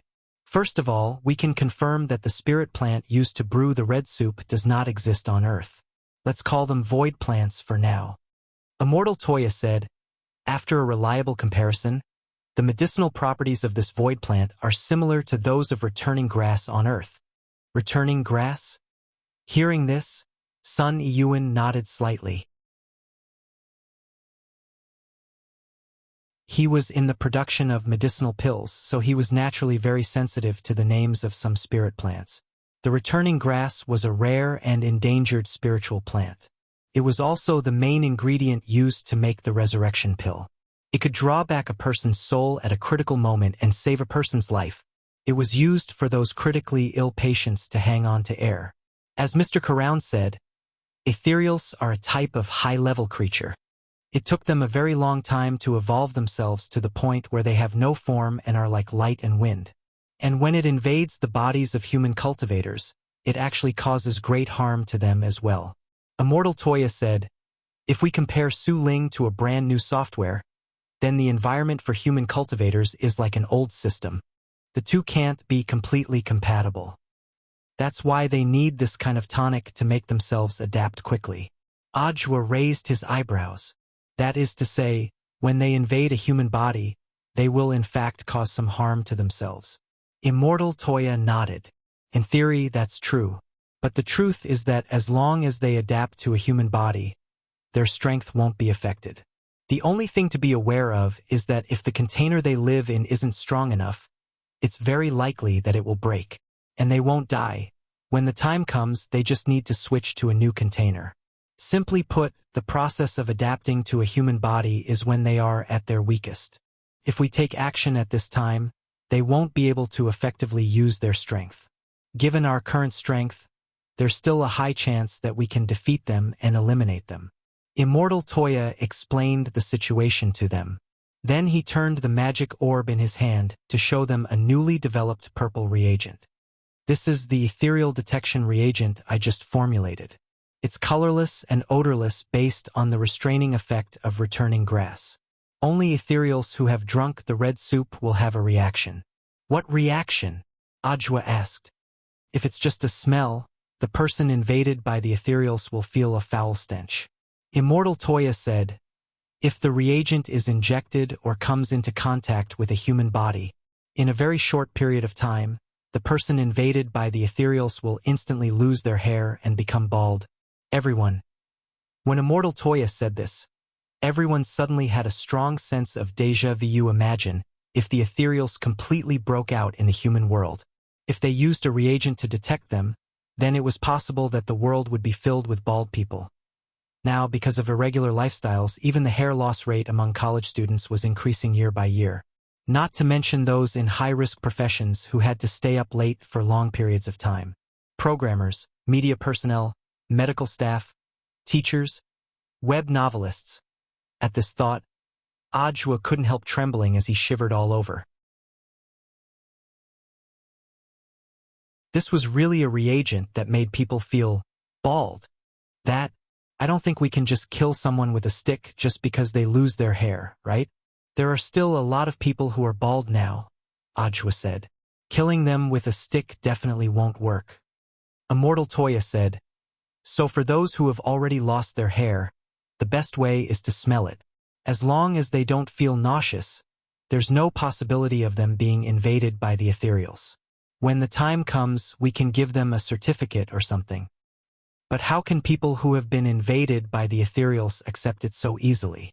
I've also thought about that. Therefore, this matter must be a diversion. Immortal Toya said, the flu has been prevalent recently. I believe they won't refuse as long as we say it's a flu test. If they really don't cooperate, we can use the reagent in artificial rain. When the time comes, we just need to keep an eye on the streets to see if there are any people who have lost their hair after getting caught in the rain. At that moment, Sun Iyuan heaved a deep sigh and took off the wig on top of his head. Ajwa, Mr. Sun, you? Sunny Ewan. Work is always stressful. A few years ago, I took hair-growing pills every day, and now my body has developed a resistance to them. Then I gave up resisting. Everyone, you're tuning in to the Dreamy Chapters YouTube channel. We're so grateful for your support, and don't forget to subscribe to join us on this incredible journey through captivating stories. Your generosity through donations truly makes a world of difference, as it's the primary source of revenue that allows me to expand and enhance this channel for you. Thank you from the bottom of my heart for being a part of this adventure.